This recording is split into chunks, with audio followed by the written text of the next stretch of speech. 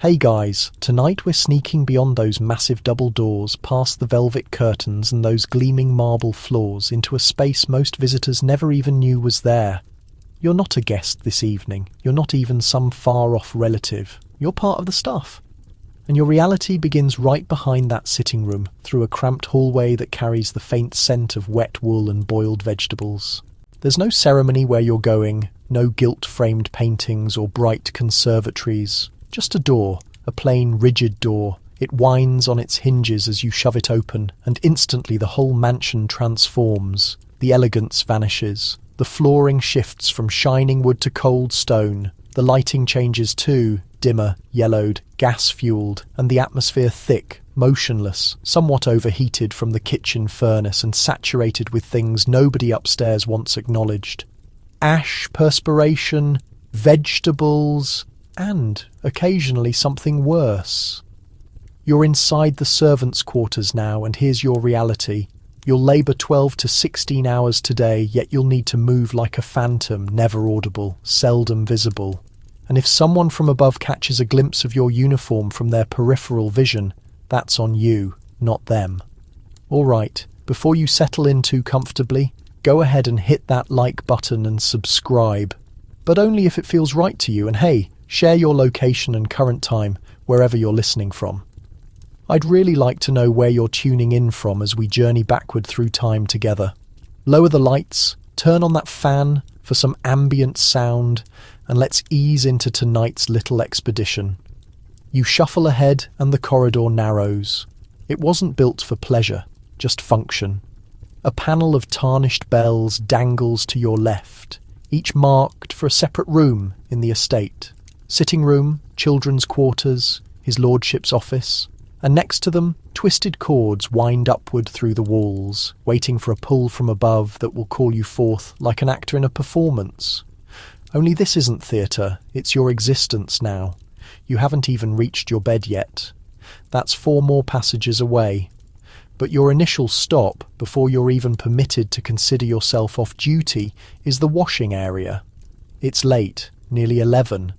The family's supper dragged on 4 courses too long, and now here you are, submerged to your elbows in dishes with hardened dessert and sauce streaks that could petrify if you hesitate too long. Over your shoulder, a manservant whispers something about the head servant's liquor supply. Don't take that bait. He's been discovered stealing once before, and the housekeeper's vision like a hawk. She's probably already detected the cork shifting from her chamber 2 levels up.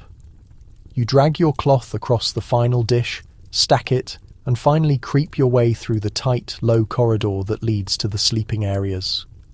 Your footsteps echo on the weathered brick floor, not because you're creating noise, but because the silence is complete. Then arrives your first genuine obstacle, the rear stairwell. It's a death trap. Narrow as a furnace pipe, steep as remorse. The steps twist like a corkscrew, and each one groans differently. Step incorrectly and you'll disturb the entire floor, and believe me, nobody will appreciate it.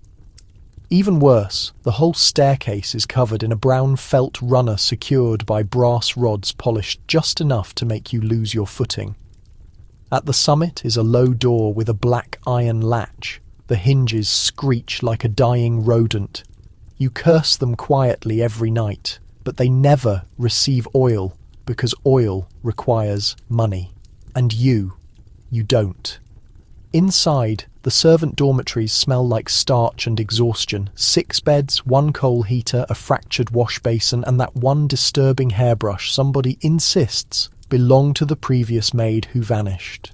You slip into your designated bed, straw-stuffed, coarse-blanketed, and permanently moulded like someone else's spine, but you survived. The door behind the sitting room consumed you entirely, and you've ended up here in a location no visitor will ever mention. But the estate can't operate without. You lie there, gazing up at the wooden beams, attempting not to contemplate the breeze sneaking in through the fractured window pane above your head. You'd shut it, but it's been jammed since the freeze last December. And nobody's arrived to repair it, because nobody repairs things down here unless the family detects something from upstairs. And they never do. You hear it then. The distant ring of a bell. One of the corridor bells. Perhaps the library. You hold your breath, wishing it's not yours. A shuffle. A groan. It's Elsie, pulling her boots from her bed. She mutters a curse under her breath and grabs her wrap. The bell chimes again, somewhat quicker now, impatient.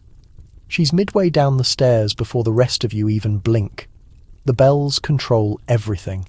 They're linked by a labyrinth of pulleys and cables concealed inside the walls, hundreds of feet of them. When a cord is yanked upstairs, a matching bell sounds downstairs, and a small brass tag swings forward to indicate where it originated.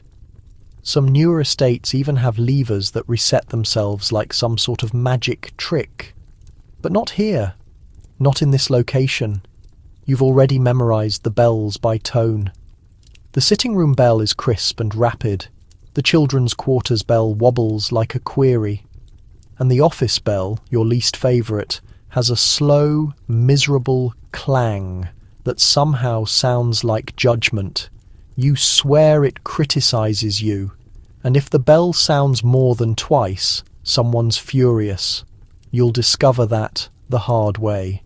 You attempt to roll over and capture a few hours of rest before morning arrives, but it's difficult. The mattress protrudes through in all the wrong places. The ticking of the mantel clock 2 rooms away is loud enough to make you want to hurl a boot at it. But you only possess 1 decent pair, and you'll require those come sunrise. You close your eyes, but your thoughts drift back to when you first entered through that servant's entrance, so discreetly positioned beside the tradesman's door that visitors frequently mistake it for a storage closet. It was raining, you recall that, and your finest dress was adhering to your knees with mud. The head servant didn't glance up from his documents when he handed you your first task list. No greeting, no name spoken. Just take that pail down to the washing area and scrub the copper pans. That's when it struck you. You weren't a person here. You were a mechanism no visitor would ever envision. The architecture of this estate was divided in 2. The grand staircase is for family and visitors. The servant stairs, cramped and concealed behind panelling, are for everyone else. Even the corridors are separate.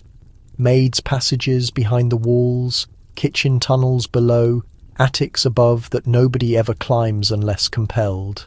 You once discovered a door that led to nothing, a brick wall behind it. Nobody explained it. Nobody desired to. The estate has mysteries, and so do the inhabitants within it. The maids whisper that the mistress of the house had the door sealed after one of the housemaids attempted to escape that way, clutching silver flatware in her skirts and a letter from the master in her pocket. But that's just a tale. Or perhaps it's not. Nobody asks questions down here. You're drifting now. The bell doesn't sound again. The corridor goes silent. Someone begins to snore. The old mattress shifts beneath you like a sack of uneven grain. You attempt to ignore the draft on your ankles. Tomorrow will arrive with buckets of coal, soap that scorches your hands, and burning glances if your uniform isn't straight. But for now, the door is shut. You're behind the sitting room, invisible, and for just a few hours. You don't need to move. You wake before dawn. Not because you desire to, and certainly not because someone knocked politely at your door with a cup of tea. No, it's the clatter of the boot scraper outside, followed by a low muttering, probably Thomas, the junior footman who always talks to himself when he's still half dreaming. The room is pitch black, except for the weak glow of embers in the heater and the faint outline of breath in the atmosphere. It's cold, colder than it should be indoors. You fumble blindly for your stockings, still damp from yesterday. The others begin to stir. A few coughs, one sneeze, the creak of a bed as someone lurches upright too quickly. Nobody speaks. The day hasn't officially begun yet. Talking before lacing your boots is a minor transgression. Downstairs you're expected by 5, not dressed and arriving in at 5, labouring at 5.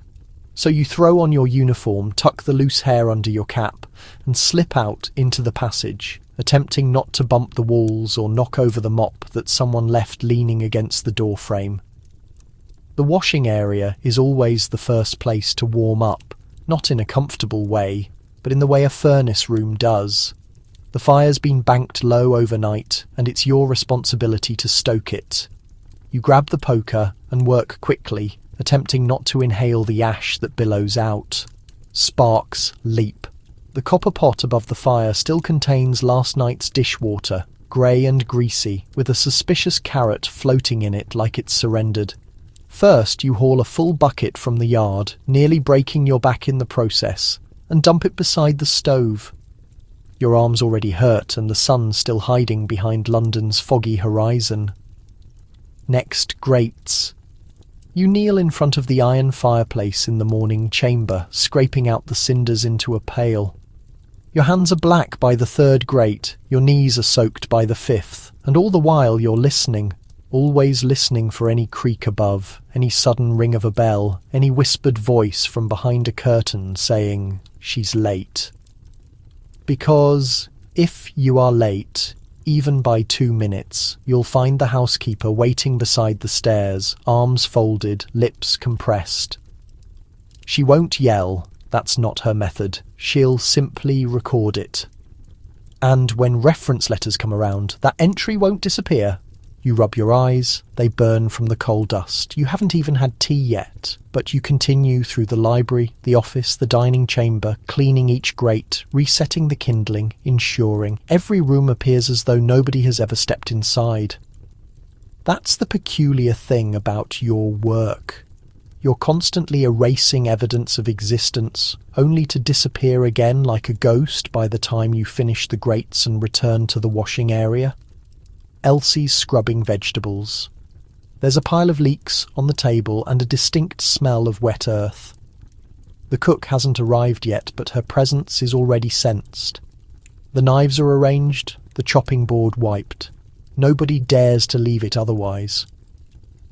Cook once threw a cleaver, just to make a point, and it embedded itself in the pantry door, where it remained for a week. Nobody removed it. It became a kind of warning sign. Someone taps the large clock in the corridor. 5:30, which means your next task is due. Polishing the family's boots. You trudge to the boot chamber, where leather shoes of every size and shape await. Men's, ladies', children's, all lined up like obedient animals. You kneel once again. Your cloth smells of stale vinegar and beeswax. You breathe it in and the scent becomes part of your morning. The sun has yet to rise, but you've already lived what most people would call a full day. The boots reveal more about the family than any conversation ever could. His lordship's boots are heavy, square-toed, and always faintly damp, as if he's been walking somewhere he shouldn't. You once found a smear of stable mud on the inside rim, even though he claims to despise horses. Her ladyships are delicate with satin bows and soles that never touch the pavement. You polish them gently with a different cloth and always wrap the buckles in tissue so they don't tarnish too quickly. The children's shoes are the worst, scuffed beyond hope, dried sugar crusted near the toes. One pair has a bent heel that keeps tearing your cloth. You curse under your breath and glance over your shoulder just in case someone heard, because even down here the walls have ears. Boot polishing leads into another task, preparing the morning trays. Her ladyship takes tea with milk, no sugar. The master prefers black coffee, which must be hot enough to burn your fingers through the china. You prepare them both in silence, stacking biscuits just so, folding napkins with corners sharp enough to slice. You carry the trays upstairs one by one, carefully, always carefully, because the stairs may be narrow, but the consequences of a dropped saucer are enormous. Back in the kitchen, cook has arrived. You know she's in before you see her. The temperature rises by 10 degrees. Her footsteps are thunder, and she smells oddly of nutmeg and menace.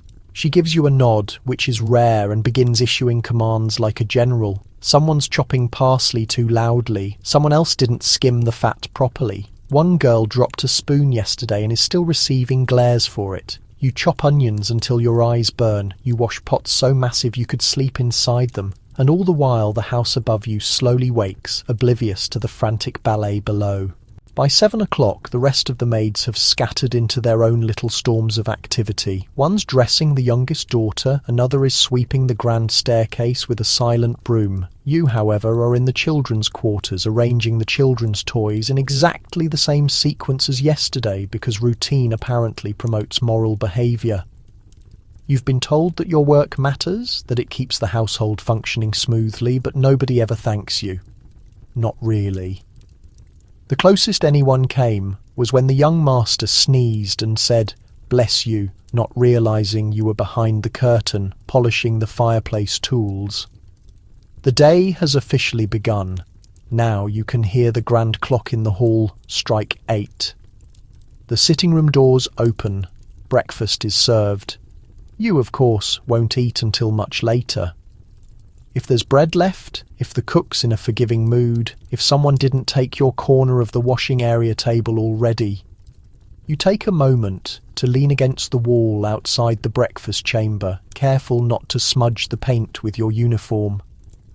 The sunlight finally spills through the upper windows, golden and grand, but it doesn't reach you. You're in the shadows again, precisely where they want you. Still, for a brief second, you allow yourself to enjoy that sliver of quiet, the moment before everything gets loud, before someone calls your name in the wrong tone, before the bell rings again. Because it always does. And when it does, you'll run. Boots shining, uniform crisp, smile pinned on like a brooch. Because that's the job. Even if you haven't slept more than 4 hours, even if your fingers are raw, even if you already feel tomorrow's aches in your spine, you keep moving. You always do. Down, down you go again, this time into the kitchen. But really, it's not a kitchen, not the kind your listeners would imagine. This isn't some bright, open farmhouse hearth with laughter and crusty bread cooling on the sill. No, this is the underworld. It's hot, not warm, suffocating. The walls perspire. The ceiling drips. There are 5 fireplaces and 6 ovens all burning at once, belching heat like iron dragons, and in the centre of it all stands cook, red-faced and formidable, wielding her ladle like a war hammer. You're not even fully through the door before she calls out, "Don't just stand there. Where's the stock pot?" And you're off again, darting between cauldrons and fire grates, dodging the boy with a milk pail and the girl carrying 4 trays of oysters at once. This is the belly of the house, the place where every delicate plate of aspic and every silver-domed roast begins its life in grease and flame. You find the stock pot, still bubbling from yesterday, filled with bones, turnip peels and a chicken foot that stares at you with quiet judgment. You skim the foam from the surface and strain it through a cloth, just as cook taught you. One mistake, and she'll make you start again. You don't want that. Nobody wants that. Behind you, someone knocks over a basket of potatoes. A sharp curse follows, then a slap, not from cook, but from Mrs. Wainscott, the washing area matron who runs her side of the kitchen like a boot camp. You feel the tension crackle in the atmosphere. Everyone here is too hot, too tired, too proud to say it, but we're one undercooked pigeon away from total mutiny. You take a moment, just a breath, beside the cold pantry door. It's the only place in the whole basement that feels like winter. You lean your forehead against the wood, cool, blessedly cool, until someone yells duck, and a pan goes flying past your shoulder. Not at you, thank heavens, but close enough to count as a near-death experience. You get back to work, peeling carrots, stirring sauce, sharpening knives. You make a paste of breadcrumbs and bone marrow for the stuffed quail later, and try not to think about what that smells like after 6 hours at room temperature. There's a jug of vinegar in the corner with an eel in it. Nobody dares move it. Some say cook put it there 10 years ago and the eel still blinks. Once in a while you wonder if you've gone mad or if this is just what the kitchen does to people. At exactly 11:10, the kitchen boy hauls in the fish delivery wrapped in burlap sacks, wet and leaking. You help him sort them. Haddock, sole, turbot, a few lobsters so angry they snap at your fingers. You carry one to the boiling pot and hold it above the water. It thrashes. You hesitate. Don't flinch, cook says behind you, watching. They can smell fear. You don't ask how she knows that. Instead, you drop it in and try not to hear the hiss. The smell changes once the fish starts boiling.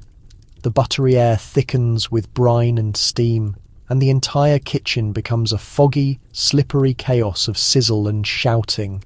You wipe your brow with the edge of your sleeve, your uniform's already streaked with butterstock and something pink you'd rather not identify. At the far end of the kitchen, the spit boy is still turning the roast. He's been there for hours, his arms trembling with each turn of the crank as a side of mutton rotates over open flame. The grease drips down and hisses on the coals, releasing clouds of smoke that roll into your lungs whether you want them or not. Someone offers him a crust of bread dipped in drippings, which he accepts like a starving sailor. You haven't seen him blink once. You look up and spot one of the copper pans hanging just slightly off-centre. It's polished to a blinding shine, part of your job, of course, and your warped reflection stares back at you, soot-smeared cheeks, wild hair under your cap, and eyes that look older than you feel. You're still staring when the door slams open and the head servant strides in. His black waistcoat is spotless, of course. His shoes click with authority, and he doesn't so much as glance at you. Lady Marshfield will be dining at 1, he announces, with guests. 3 additional covers. No onion, no game, no pepper. He pauses. And no delay. Cook doesn't flinch.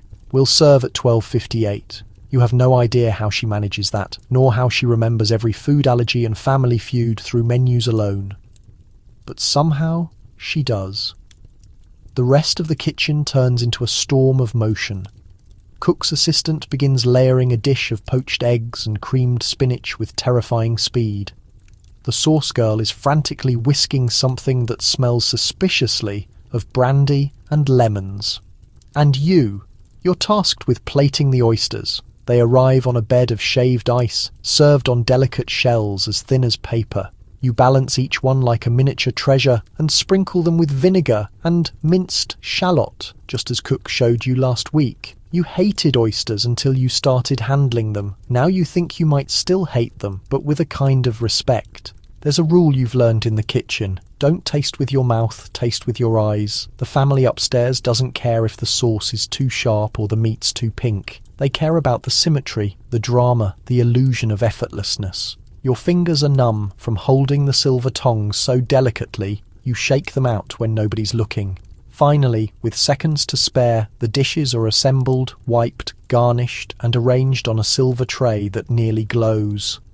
Cook gives one nod, and the manservant sweeps in like a magician to carry it all away.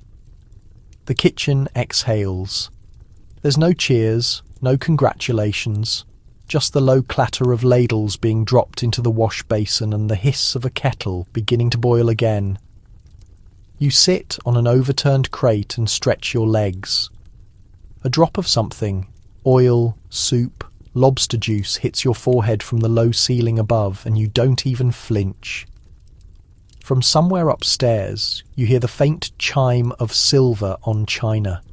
It's peaceful, polished, silent. Nobody there will ever imagine the noise, the heat, or the burns behind their midday meal. Nobody ever does. The laundry room is where dreams go to drown. It's tucked behind the washing area through a warped wooden door that sticks in summer and freezes shut in winter. You push it open with your shoulder and step into the steam. It hits you like a wall, dense, wet, and stinking faintly of lye, sweat and damp wool. You can't see more than a few feet ahead, but you don't need to. You know this room by touch now. The scalding hot copper boiler on the left, the battered press on the right, and the row of long, blackened tables where sheets are scrubbed within an inch of their lives. Someone's already singing, a low, tuneless hum coming from Mary, the washerwoman. She's worked here for 17 years and has the arms of a dockhand and the patience of a saint. She's stirring a vat of linens with a giant wooden paddle as calmly as if she were mixing porridge. You join the others at the bench, grab a bar of yellow soap and start scrubbing. The rhythm is brutal. Rub, twist, rinse, slap. Rub, twist, rinse, slap. Your knuckles crack open before the hour's out. The lye bites at the skin between your fingers. You flinch. Nobody else does because this isn't the first time, and it won't be the last. You've barely started when someone passes you a bloodied handkerchief. No explanation. You just nod and begin working on it like it's mustard or ink. Stains tell stories down here, but you don't ask questions. It's not your place. The atmosphere is so thick it makes your dress cling to your back and sweat gathers under your cap. You wipe your forehead with your wrist and only succeed in smearing soap across your temple. The heat is relentless. The boiler hisses like an angry cat. Steam curls up the brick walls and your lungs feel like they're breathing soup. Then comes the press. It's an iron monster with 2 heavy rollers and a crank so stiff it takes both hands to turn. The sheets must be fed through slowly, carefully. Too fast and they wrinkle. Too slow and you'll be here all day. You work the crank with aching arms, watching the fabric emerge, flattened, heavy and still steaming. Once, last year, a girl's fingers got caught between the rollers. They had to use a poker to pry them out. She didn't come back. The next day, Mary hands you a basket of damp lace collars, her ladyship's wardrobe favourites. These require special care, washed by hand in rose water, pressed with a cool iron and pinned in a perfect oval shape to dry. You almost lost a week's pay once for folding one incorrectly. Her ladyship noticed before breakfast and demanded a new maid with proper training. You narrowly survived by blaming the starch. You carry the collars to the drying room, really just a low-ceilinged attic with lines strung between wooden beams. It smells of mildew and something faintly sour. You duck your head and hang the lace with shaking fingers, praying no soot from the chimney drifts this way. Today. Outside, the world is turning golden. Somewhere, someone is clipping roses. Somewhere, someone is sipping tea from a china cup, so thin the sunlight glows through it. Down here, your hands are raw, your hair is damp, and you can no longer tell where the steam ends and your own breath begins. And it's only just past noon. You step carefully across the laundry room floor, slippery from soap runoff and the constant drip, drip, drip of the overhead drying rack. Your boots squelch faintly with each step, and you pretend not to notice. Everyone pretends. Next up, the ironing. It sounds innocent enough, doesn't it? Just ironing. But here it's an ordeal involving heavy steel plates heated over open flames, scorched fingertips and the constant threat of blistering steam rising from still damp fabric. You select your tools. A thick cloth for grip, a block of beeswax to smooth the sole plate, and a slab of soapstone used for testing the temperature of the iron. There's no dial, no electric coil, just fire and instinct. Too cold, and it won't press. Too hot, and you'll brand the linen like a cattle hide. You press a practice curl of muslin against the iron. It sizzles faintly. Just right. You begin. Napkins first. Easy, then pillowcases. Her ladyship's frilled nightgowns follow, yards of fine lawn cotton that crease if you even look at them sideways. You move the iron in long, slow strokes, counting in your head to keep your pressure steady. 1, 2, 3. Steam escapes from the collar. You keep your hand still. Behind you, Mary is cursing in Irish. One of the irons has cracked, leaving a black smear on a neckcloth. It'll have to be rewoven, if not replaced. The head servant will not be pleased. A sharp knock comes from the doorframe. 2 quick taps, then a pause. It's the signal for tea break. Tea, of course, means different things depending on which floor you live on. Upstairs, it's served on china with sponge cake and candied lemon peel. Down here, it's thick, tannic, and tastes vaguely of metal. The sugar bowl is usually empty, the milk jug often sour. But it's hot, and right now that's enough. You take your cup and lean against the far wall, close to the open window. A rare bit of fresh air, if you can call it that. Through the gap, you catch a glimpse of the garden beyond. Bright flowers, a white bench, a child's ball abandoned under the hedge. You let yourself imagine, just for a minute, what it would be like to sit on that bench in a clean dress, your hands unburnt, the sun on your face. A silly thought, dangerous even. So you crush it. The break ends with the rattle of the drying rack descending overhead. It creaks and sways, revealing more linens ready for sorting. You pass Elsie a bundle and catch her eye. She's flushed, panting slightly, and her sleeves are damp past the elbows. "Half day soon," she whispers with a grin. You nod, though yours isn't for another 10 days. Still, the idea of it, of 2 free hours and a crusty pie from the bakery, keeps you going. It always does. Back to work. The iron's gone cool. You reheat it over the flame, watching the metal darken and glow. Another round of pressing, folding, stacking, napkin, collar, cuff. Then something unexpected, a bloodstain on a child's undergarment. Old, brownish, red. Scrubbed once already, but not enough. You hesitate. Mary glances over. "Fell in the nursery," she mutters, tumbled on the step. Then she adds without looking up, or so they say. You nod again, but something about the shape of the smear makes your stomach twist. You keep ironing because nobody down here asks, and nobody tells. You finish the stack just as the corridor bell rings once. It's the manservant summoning fresh tablecloths for the afternoon tea. You gather the warm linens, cradle them in your arms like a baby, and climb the narrow stairs away from the steam into the cooler halls above. But your fingers still sting. Your dress clings, and the heat of the laundry room stays with you long after you leave it behind. She moves without a sound. Not because she's silent by nature, but because silence is part of her uniform. You hear her only when she wants to be heard, and she rarely does. She glides like a shadow down the bare corridor, her black bombazine dress rustling ever so faintly like dry leaves. You freeze when she passes. Everyone does. She's the housekeeper, not a maid, not a matron. She stands above the fray, just beneath the head servant and far above you.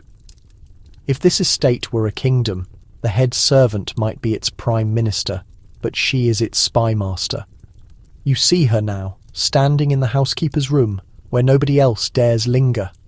It smells of ink, starch and lemon oil, clean in a way that borders on menacing. Her desk is immaculate. Her keys hang in neat rows beside her chair, each labelled, each polished.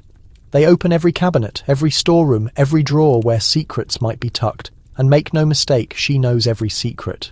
She has a ledger with every name, every slip, every lateness, every frayed hem or forgotten napkin.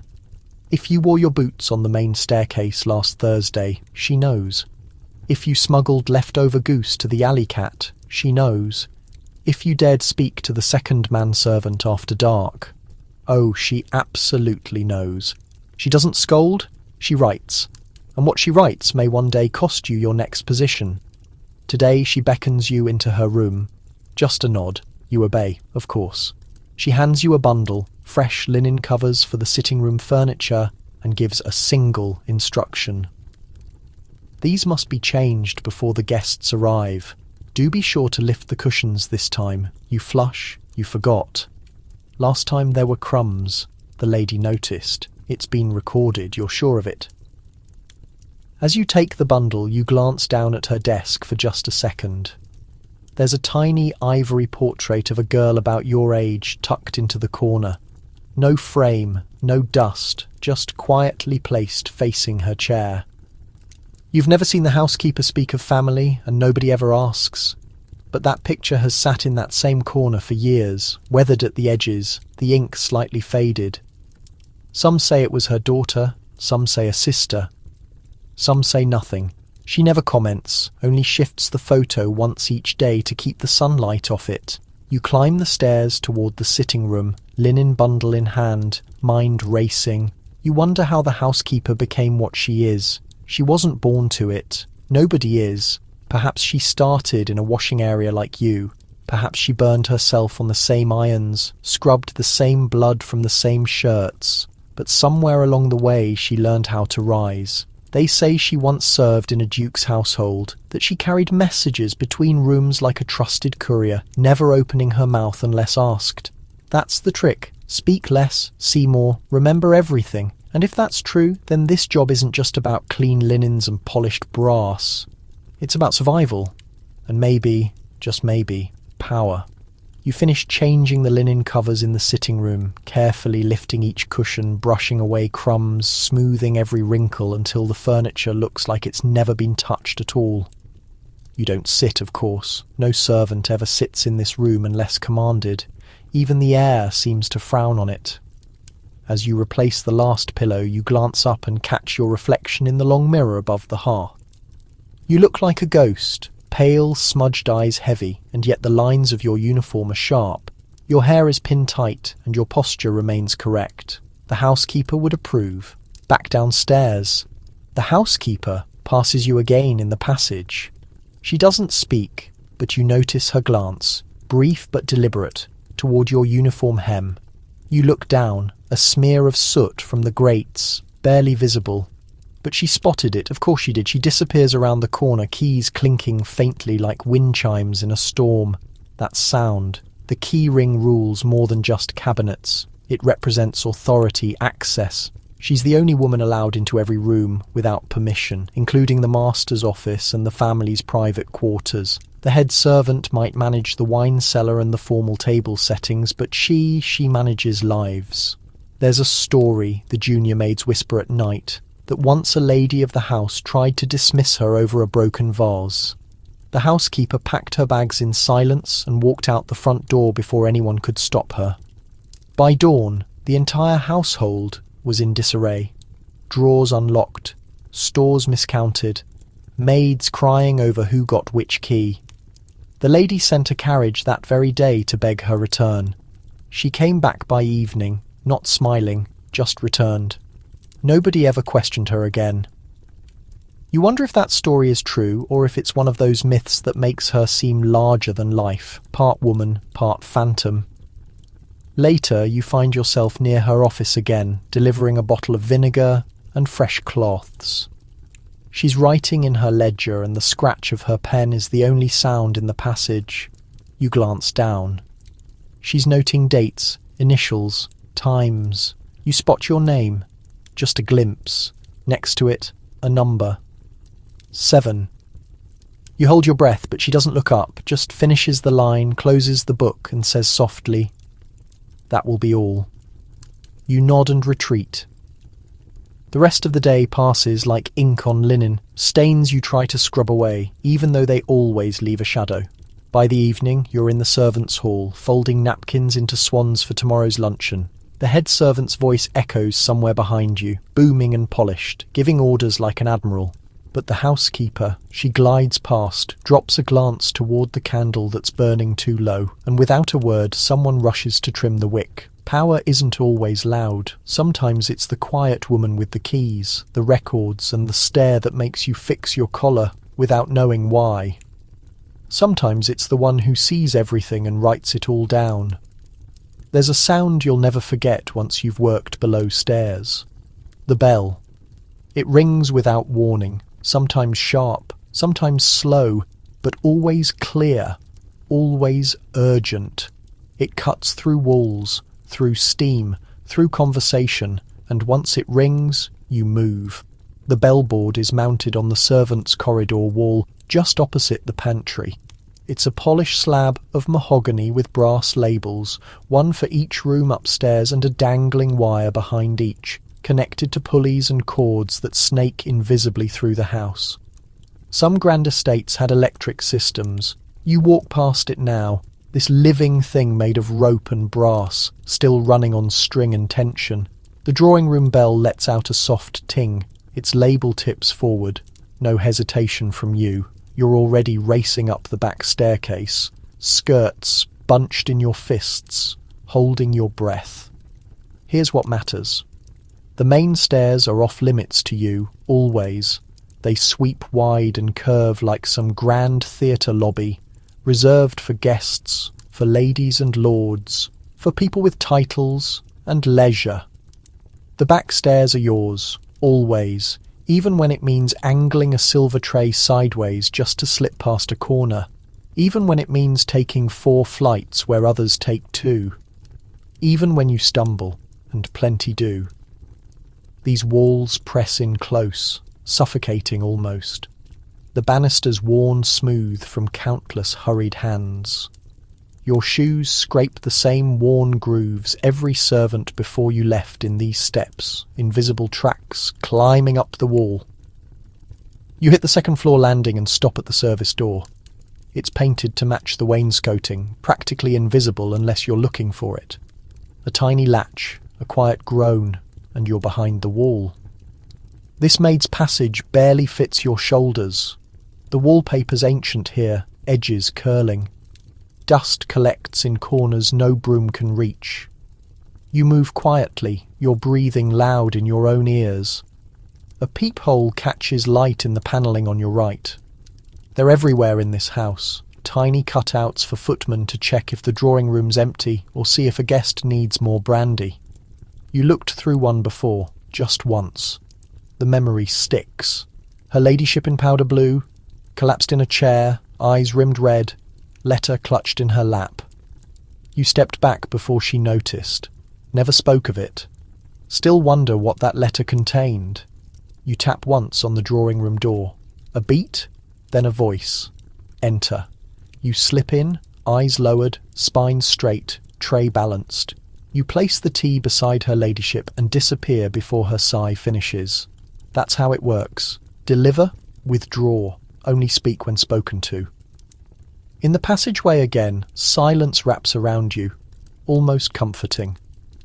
You take back the tray, and passing the bellboard, something catches your eye. The nursery bell, swinging gently. Not ringing, just moving. Nobody pulled that cord. Maybe the wire shifted, maybe something bumped it upstairs. Either way, you stare too long. The housekeeper passes and catches you looking. Says nothing, just taps the brass frame once, and the bell goes still. You step away from the bellboard, return to your work, but that swinging bell stays with you like something half bitter, half sweet on your tongue. You've been in this house long enough to understand one truth. Bells don't swing by themselves. Still, linens need folding, and shoes need brushing. You shelve the thought. Evening comes, and you're sent to clean the upstairs hall carpets again, using the back stairs and never, ever letting your boots touch the velvet of the main hall. These carpets hold dust and invisible dirt, which you lift with a brush no wider than your palm. Vacuum machines exist in other homes, newer, wealthier ones, but here it's all muscle and quiet cursing. Midway through, you notice something odd. A peephole, lower than normal, knee-height in the wall by the study. You've walked this hall countless times without seeing it. The wallpaper's fresher here, glued tighter, the seam more intentional.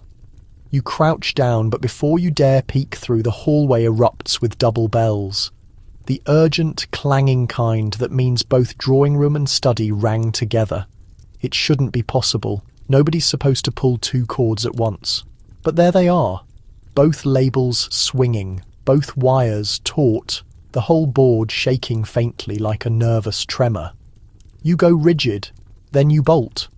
Study first, where his lordship paces in slippers, shouting for a portfolio. Then the drawing room, where her ladyship seems surprised by your arrival. "I rang 5 minutes ago," she says coldly, "like your mistake is carved in marble." You nod, apologise, slip back out. At the bellboard, the butler examines the wires, frowning. He dislikes mysteries, prefers clear answers, clean systems, staff who obey orders, and bells that don't misbehave. Without a word. He adjusts a brass arm and walks away, muttering about mechanical failures. You're not convinced, not really, because next morning you catch the scullery maid whispering to Elsie. Saw her last night on the landing, middle of the night, just standing at the bellboard. Who? Elsie asks, checking over her shoulder. The housekeeper? The girl breathes. Just standing there, staring at the bells, not moving, not even blinking. They both fall quiet. You file it away, another hidden thing, another shadow in a house built on silence. Days pass, and the bells keep ringing, always slightly wrong. The nursery bell when the children are at their grandmother's. The library bell revealing an empty room. We avoid superstition, but every servant here knows the bells aren't mere tools. They're signals of temperament, of rank, of threat. They tell you when to hurry, when to duck, when to fix your apron and smile through the lie. And sometimes they warn you something's deeply wrong, so you move quicker, you watch harder. You keep your head low and your ears sharp, because while the housekeeper's keys unlock doors, it's the bells that expose secrets. The roast gleams golden, jelly shimmers. Pudding rises with perfect steam.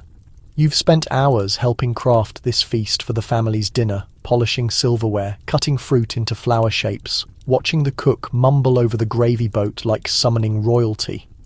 But this food isn't for you. You don't even get to breathe it in too long. You haul it upstairs, tray after tray, through tight passages and up service stairs, careful not to tilt or shake. One slip and the evening's ruined, and maybe your job too. The drawing room doors shut behind you, sealing in the smells of roasted duck, baked apple and warm buttered rolls. You head back down to the kitchen where you belong, and only then notice your stomach growling hard. But you wait. Always wait.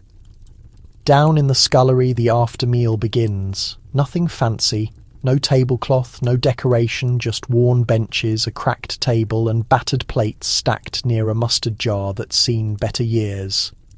Staff supper is whatever's left. If anything remains tonight, you're fortunate. The footman snuck a chunk of game pie and some beetroot slices from the sideboard. Someone passes the bread heel, and there's a shared pot of dripping to spread with it, thick and salty, applied with a finger. When knives run short, you finally sit on a bench that tilts left. Your feet throb, your hands are chapped. But this becomes the highlight of your day.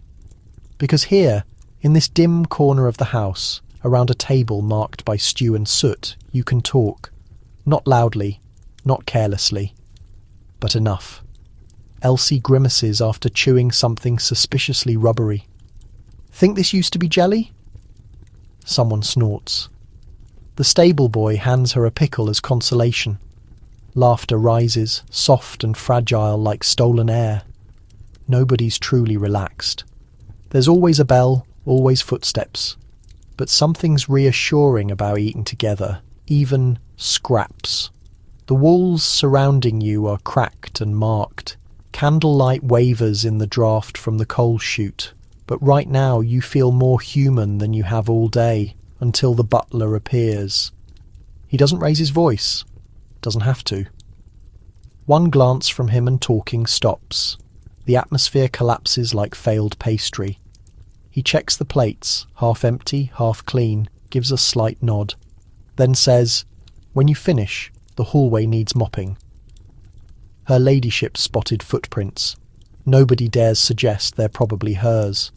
So you nod, stand, collect your plate, and scrape remnants into the bucket-marked pig. You've never actually met this pig, but you hope it enjoys the crust. The dripping's almost gone. The pie's finished, and as the last candle melts to a wax puddle, the meal ends not with celebration, but with a sigh. Still, for those few minutes, it felt like dinner.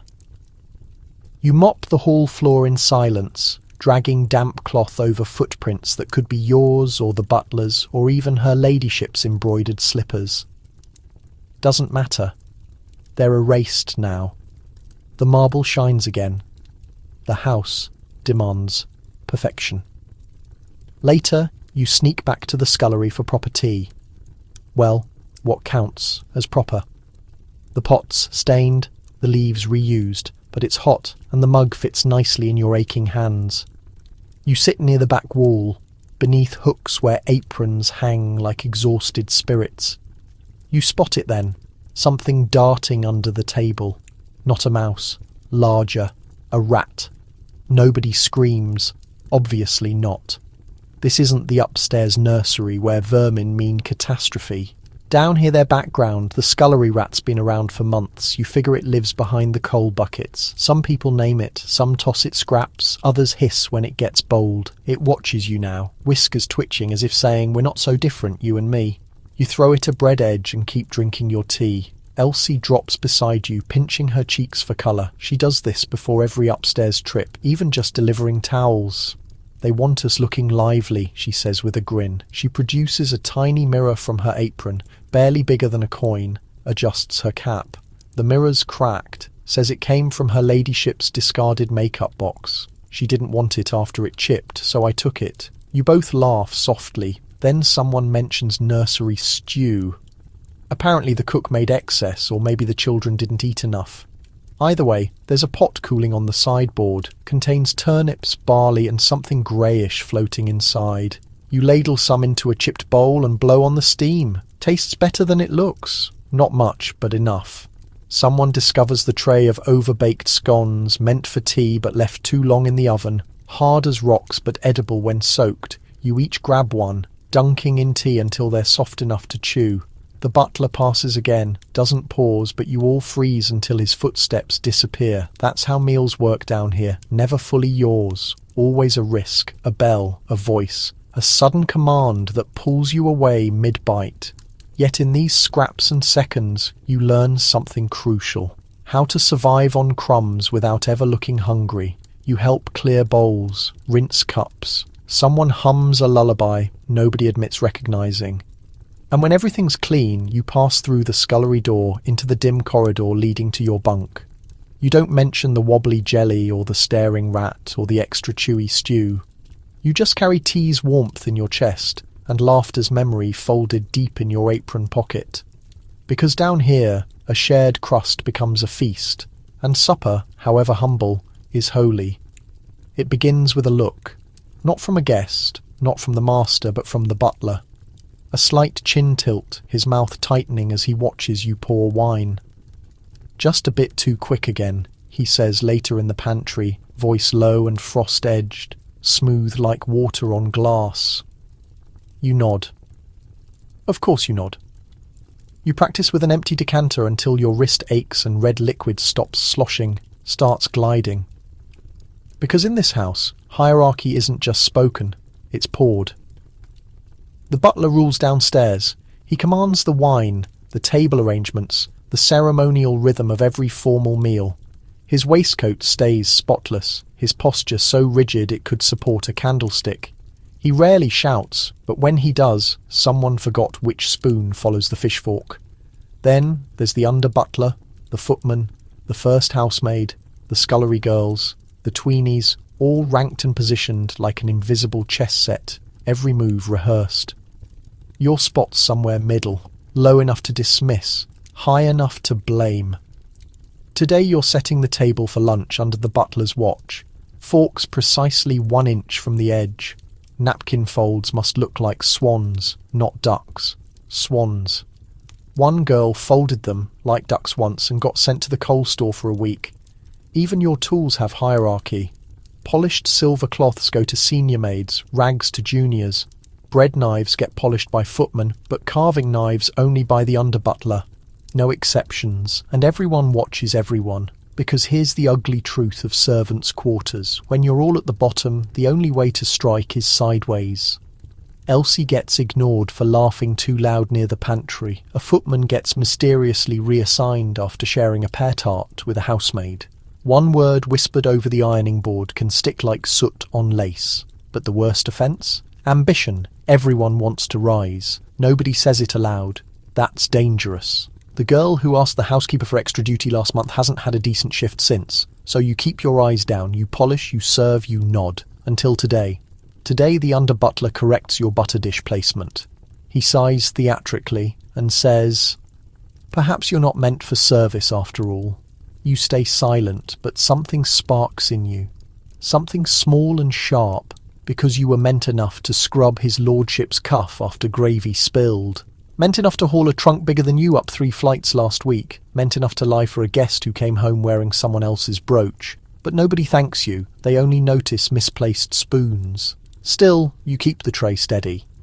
You adjust the butter dish. You smile and say, "Is this placement correct, sir?" The under-butler hesitates. His nostrils flare and the footman behind him hides a smirk. The hierarchy wobbles slightly.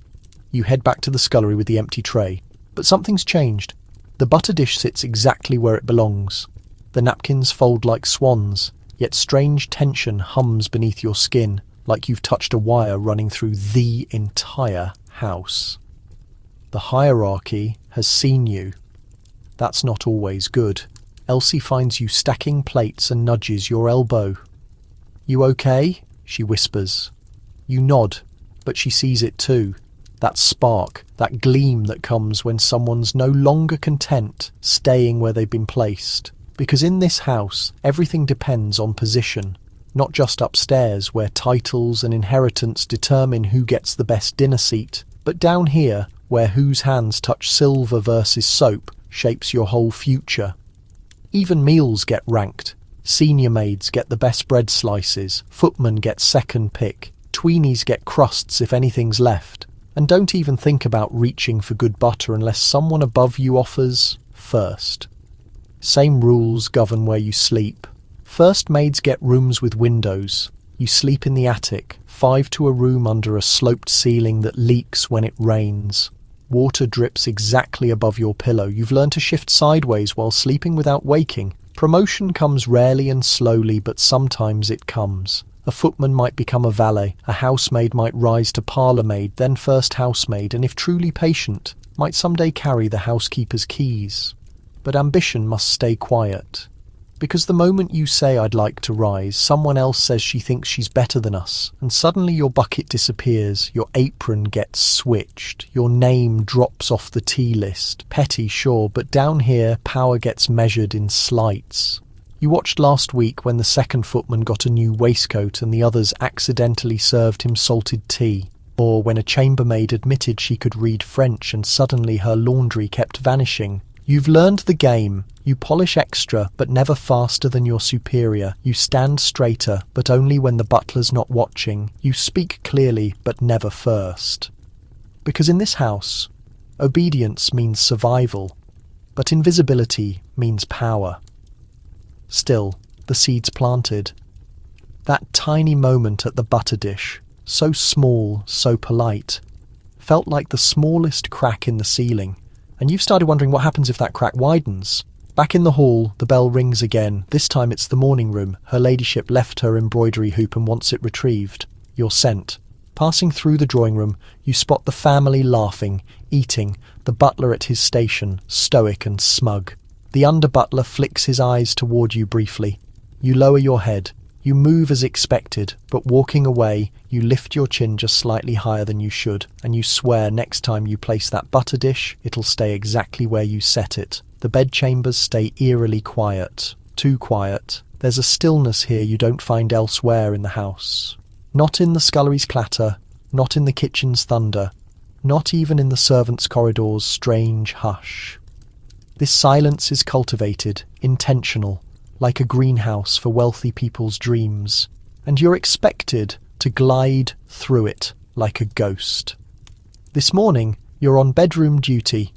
That means making beds before the family wakes, before anyone sees the wrinkles, the sweat on sheets, or crumpled nightgowns tangled like shed skin. You start with the children's rooms. They sleep like cherubs but leave destruction behind. Toys scattered, muddy shoes on the settee. One scribbled a moustache on a portrait with charcoal again. You clean it naturally, quietly, completely, like it never existed. Then you move to guest rooms, unoccupied, yet treated like temples. Every pillow fluffed, every curtain pulled at identical angles. You fold the counterpane halfway, arrange the bolster perfectly, and sprinkle lavender under the pillow. Not because anyone notices, but because someone might. Then comes her ladyship's bedroom. This room's different. The wallpaper here runs pale green, stitched with faded roses. There's faint orange blossom scent and talc and an oppressive sense of deliberate arrangement. The kind of room where even dust settles in neat rows. You open the drapes precisely halfway, letting in just enough light to make silver hairbrushes gleam on the vanity. The sheets must lift gently, never jerked. The goose feather mattress gets fluffed with both hands, one each side, in perfect rhythm. You've been trained in the bed-making ballet. Remove the sheet, shake, tuck, smooth, repeat. Then the pillows. Pillows are sacred. There's a very specific sequence. Bolster, firm, medium, soft. Lace cover, ribbon, tie, lavender pouch. You placed them wrong once, and her ladyship spent the whole day with a stiff neck, or so she claimed. You smooth her nightgown and fold it neatly at the bed's foot. The fabric's silk, nearly see-through, embroidered at the cuffs. You've handled fabric finer than anything you'll ever own. You've folded chemises costing more than your yearly wages.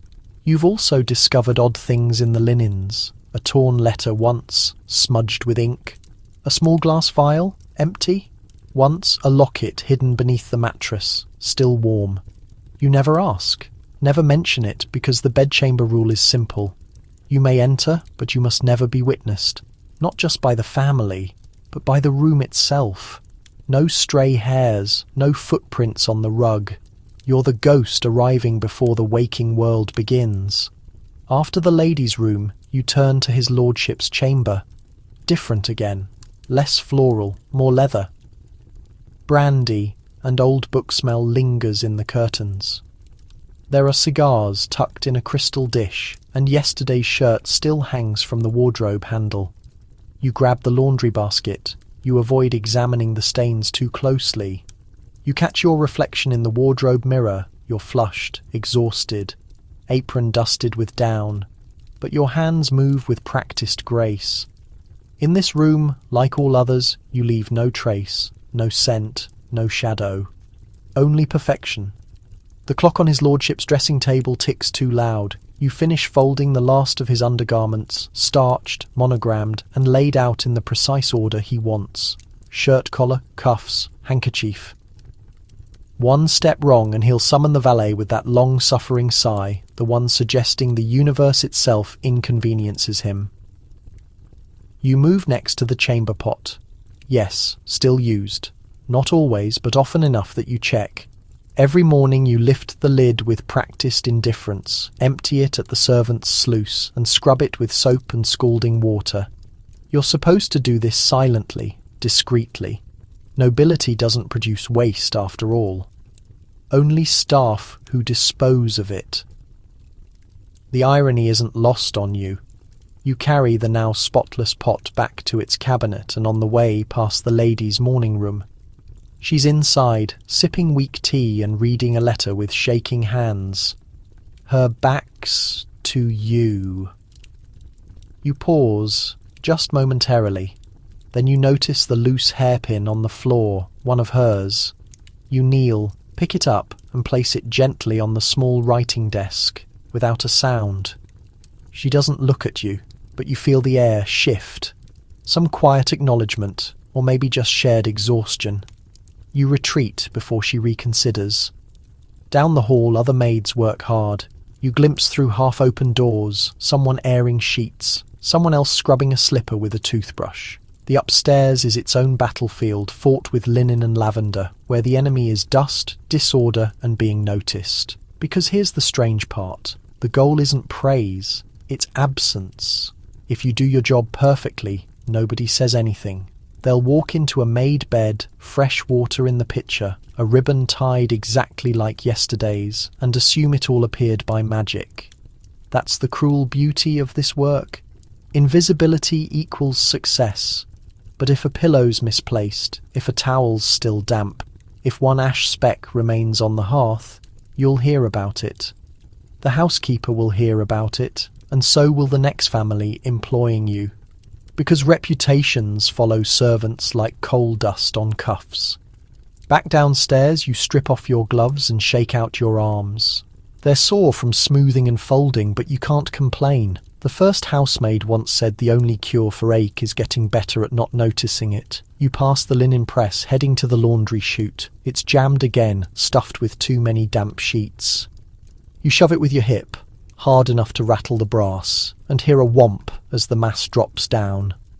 You grin. Minor triumphs aside, when you head back to your quarters, there's a single piece of chocolate tucked under your pillow. A truffle, dark chocolate, wrapped in golden foil. No message, but you understand its origin. Not the mistress, not the head servant, likely the youngest child. She's done this previously, leaving small tokens when she believes nobody's observing. Once it was a wildflower, another occasion a strip of fabric. You're not supposed to retain them. You're expected to report any items received inappropriately, but tonight you consume it. Because in this existence where you prepare 20 mattresses before morning meal and disappear before the beverage cools, a truffle is beyond confection. It's evidence that somebody acknowledged you, even if they shouldn't have. The tub water must be precisely 103 degrees, not a single degree higher, not a single degree lower. You test it with your elbow, the traditional technique. If it burns, it's too heated. If it's barely tepid, you begin again. You've performed this every sunrise this week. You no longer sense your elbow. The mistress's bath is a brass basin with ceramic interior, positioned behind a fabric partition in her changing room. You transport up kettles of heated water from the cooking area, individually, cautious not to spill a single drop. The corridor rug is merciless. One mark and the lower housemaid receives a scolding. You arrange the scrubber, the floral-scented cleanser, and a clean linen cloth folded like a decorative fan. Everything must seem effortless. Everything must seem as though it materialized by magic. That's the paradox. Washing is the most intimate thing these individuals do, yet it's perpetually done with assistance. You tap gently at the changing room entrance and receive the slightest acknowledgement. You step inside, vision lowered, vapour already spiralling up from the basin like murmurs. The mistress stands beside the dressing table, still in her sleeping gown, arms exposed and fair. She speaks nothing, just indicates approval. You commence the routine, unfastening the rear of her garment carefully, perpetually carefully. The material is silk, delicate and moody, like its wearer. You fold it and position it on the seat alongside her wrapper. Then the undergarment, released, gently, methodically. You don't hurry, you don't talk. She enters the bath, flinching slightly. She perpetually flinches and perpetually declares, ideal temperature, whether it is or isn't. You remain just beyond the partition, prepared. Sometimes you wash her shoulders if she requests. Sometimes you lather her hair while she shuts her eyes. Today she doesn't request either. She just reclines, immersing, her respiration slow, her stare fixed somewhere you cannot perceive.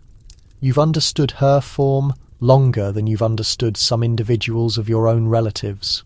The curve of her neck, the birthmark on her side, the pale mark on her lower leg she insists is from tumbling off a horse, though you doubt otherwise. You've fastened her footwear, you've stitched her bindings, you've cleaned cleanser from between her digits, and yet she doesn't understand your second name. When the bath is finished, you extend the cloth. She emerges, quiet and wet, and covers herself like nobility. You assist her into her wrapper, comb her hair if she permits. Today she does.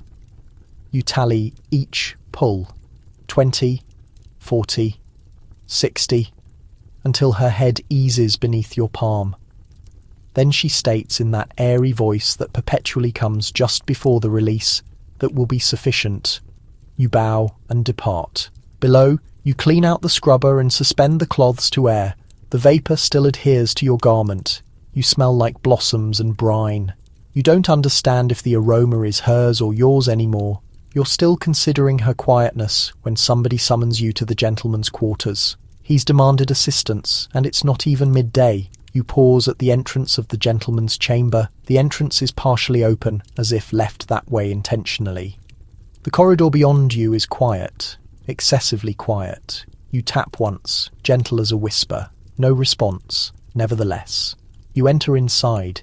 He's positioned in his seat, rear to the hearth, limbs crossed, vest unfastened. A volume rests upside down on the surface beside him. There's a bottle, partially depleted, a tumbler untouched. He doesn't glance up immediately. When he does, his vision is crimson, not furious, just exhausted in that fragile, aristocratic manner that frequently leads to somebody else being disciplined.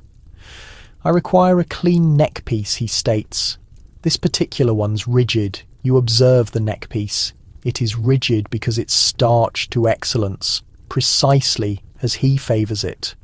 But you don't mention that. You acknowledge, gather the garment, and move toward the fabric cabinet to obtain another. Stop. You freeze. He rises slowly, excessively slowly. He advances, and you maintain your vision down. You understand this pattern. You've heard of it. Everyone has. "I declare," he mumbles, and his voice is gentle now, almost inquisitive. "How extended have you been with us?" You respond steadily. 18 months, sir." He takes a stride closer. "You perform very excellent work, perpetually quiet, meticulous, dependable." You acknowledge again. "Gratitude, sir." He raises a palm, not contacting, but near enough that your flesh senses it before your vision confirms it. His digits hover at your sleeve, then drift toward the border of your covering. Time extends. You take a partial stride back, not theatrical, just enough to restore the equilibrium. He grins, or attempts to. It trembles at the edges. "No necessity to be so timid," he states, voice almost entertained. "We're all companions here." You state nothing, just raise the neckpiece from the fabric pile, position it precisely on the grooming surface, and fold the discarded one with exact, unhurried motions. Your palms are stable. You've trained them to be. He observes you for a moment extended. Then, perhaps because he comprehends it, or perhaps because he enjoys the fantasy of releasing you, he rotates back to his seat. That will be sufficient. You leave quickly, composedly, down the corridor, down the rear steps, your heartbeat loud in your hearing. In the washing area, Elsie is stripping potatoes. She glances up and observes your expression, states nothing, just reaches into the covering pocket beside her and extracts a chunk of cleanser. "Here," she states quietly. "Your palms." You accept it not because your palms are soiled, but because it provides you something to grasp. And afterward, when the day's responsibilities have concluded, and the signals have quieted, and the passages are still, you recline on your cot in the upper sleeping quarters, rotating that cleanser between your hands. You consider all the neck pieces you've folded, all the palms you've evaded, all the occasions you've been observed without consent, and how each of them was disregarded as nothing because you're just a worker and workers are expected to attend. But you also recall the partial stride, the instant you selected it, the small gesture of defiance no individual will ever document except you, here in your skeleton. The corridor's dimmer than typical, not because the lanterns are extinguished. Somebody ignited them just after dusk, as perpetually, but because the darkness seemed to compress in heavier tonight. Or maybe it's just you. You've been requested again, late. The signal rang at 2 a.m. It was his lordship's signal. Not a meal signal, not a morning tray, just a night signal, the worst variety. You drape a wrap over your neck and ascend the rear stairway, which seems extended at this hour. Every groan sounds amplified. Every gust of draft through the flue makes your flesh contract. When you arrive at the entrance, it's partially open, perpetually that same intentional inch of space, an invitation that isn't one. You tap twice. No response. But you already understand what arrives next. He's positioned at the glass this occasion, still in his evening attire, though his necktie is loose and the top fastener of his garment undone. The bottle is nearly depleted. A tobacco smoulders in the dish, unpuffed, partially forgotten. His vision is glassy, fixed on the black garden beyond. "I couldn't rest," he states, as if that clarifies the signal, as if your rest doesn't matter. You state nothing. He indicates toward the hearth. It's extinguished out. You kneel, organize the timber, strike a flame with stable palms. The spark flickers, catches the blaze, starts to pop, projecting illumination across the decorated rug and his polished footwear. "You're very skilled at that," he states, voice gentler now. "Most females fumble with the flames. You rise, smooth your covering, wait for directions." He observes you. "I long for the previous days," he states suddenly. "Before everything became automated. You acknowledged, or something like an acknowledgement, consenting without consenting." "I suppose you don't understand what I intend," he adds, almost to himself. "Your youthful, uncomplicated existence. You resist the impulse to state what you're considering, that your existence is anything but uncomplicated, that navigating the temperaments of individuals like him requires more mental manoeuvring than he performs at his gentleman's establishment. Instead you state, 'Would you desire me to transport tea, sir?' He tilts his head, grins faintly. "Not yet. You can sense the atmosphere shift. The quarters is excessively quiet, the gap between you and the entrance too distant, the gap between you and him not distant enough. You lower your stare. The technique is to remain smaller than the instant, less threatening, less human. He strides toward you slowly, not contacting, just encroaching. You prepare yourself not for impact, for resolution. Then, without warning, he rotates away, retrieves the bottle, grasps it to the illumination. "Depleted," he mutters. "Worthless." A pause, then amplified. "Obtain another, won't you?" The wine. You acknowledge, stride back, walk with composure. Tally each respiration. You arrive at the corridor and shut the entrance beyond you. Not forceful, not gentle, just definite. You lean against the woodwork, your limbs are trembling. "Wine," he stated, but you don't proceed to the storage. You walk to the head servant's room instead and quietly state, "His lordship demands wine." The head servant raises an eyebrow. "At this hour?" You acknowledge and depart it at that. You descend the steps slowly, letting your strides land gentle, your respiration return to normal. The washing area is vacant at this hour. Even the rodents have gone quiet. The atmosphere is thick with leftover heat from the day's blazes, mingled with residue and something sour in the corner container. You locate a quiet stool near the air rack and recline, not because you've been released for the night, but because your limbs won't transport you any further. You recline in quietness, letting the hum of the residence settle back into its skeleton. Then you perceive it. Another signal, not his lordship's this occasion, the signal marked Visitor Chamber B. It rings once, then stops, the variety of ring that might be unintentional or might not. You glance up at the panel. The metal tag swings like a weight in slow motion, as if considering what variety of night this will be. You observe toward the corridor, and you comprehend something. You're not afraid of the visitors, not truly, not like you are of what occurs when the gentleman's tumbler is depleted and his considerations are full. The visitors may be rude, careless, privileged, but they don't understand you. He does. That's what makes it worse. Elsie materializes at the border of the doorway in her sleeping gown and wrap. She observes your expression and stops. No inquiries, just strides forward and states, "Beverage." You acknowledge. She fills the pot with a practiced palm. No flames, just heated water from the leftover copper in the rear. No individual speaks. The quietness is kind, like a blanket pulled gently over something fractured. She reclines beside you and tears crust from a roll remaining over from evening meal. The signal rang again. You hesitate, then acknowledge just once. She passes you half the bread. "I despise that signal," she whispers. The extended pull, the sound it creates like it's yanking something out of you. You both stare at the signal panel, still faintly swinging. "There's a female at the Featherstone residence," Elsie states after a pause. "Manservant told me when the gentleman rang at night, she used to tie her covering tighter, so tight it left marks. Thought maybe it'd prevent him from attempting anything." You swallow. "And did it?" You ask.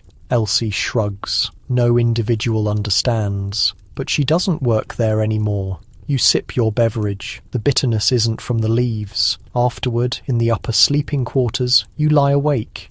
The others respire slowly around you, tucked in their blankets, dreams uncertain. You stare at the sloped roof. You wonder how many females before you made that same walk up the steps, how many perceived the same signal, how many came back down, sensing hollowed out.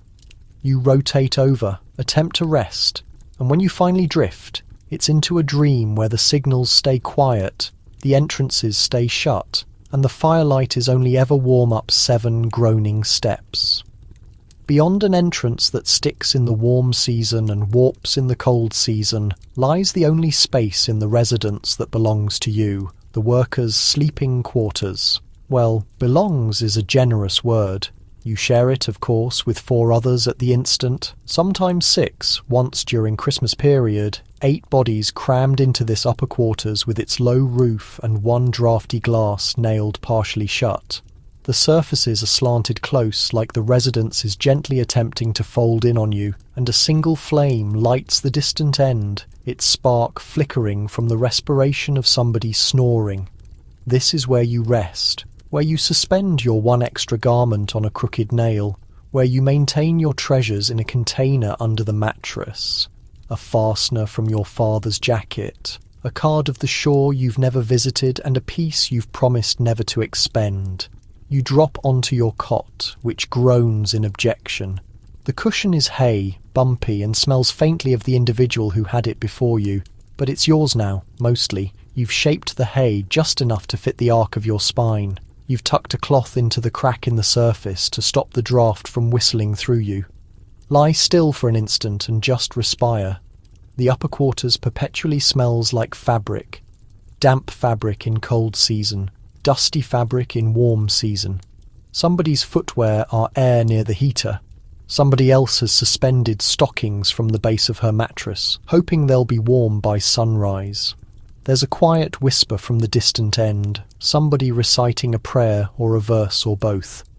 This is the only occasion of day the residence doesn't request anything of you, when the signals are quiet, when no individual needs folding, obtaining, buffing, or pretending. Still, the quarters is distant from peaceful. The roof rodents scratch in the edges, invisible but ever-present. You once observed one fall through the covering and land squarely on the manservant's cushion. He screamed so amplified even the head servant flinched. The rodent got away. The cushion didn't. Above your cot, somebody has scratched a name into the surface. Maggie, 1872. It's faint, but you run your digits over it. Sometimes you don't understand who she was or where she went, but the gesture of carving a name senses defiant, as if to state, I was here. I existed in this narrow mattress under this dripping beam, and I mattered. You've considered adding your name beside hers, but not yet. Not until you understand whether you'll stay in the cot next to yours. Elsie coughs a dry, hacking sound. She's had it for weeks, and nothing seems to shake it. The chef states it's the particles, the head of house states it's laziness.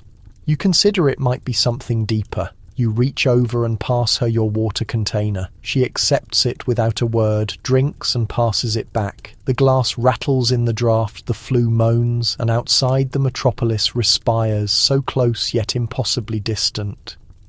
In the quiet of the upper quarters, stories unfold without voices. One of the females, Lucy, the youngest, braids her hair by moonlight every night before mattress, not because it matters for rest, but because it's the only ritual that's truly hers. She does it slowly, carefully, and perpetually finishes with a small azure strip.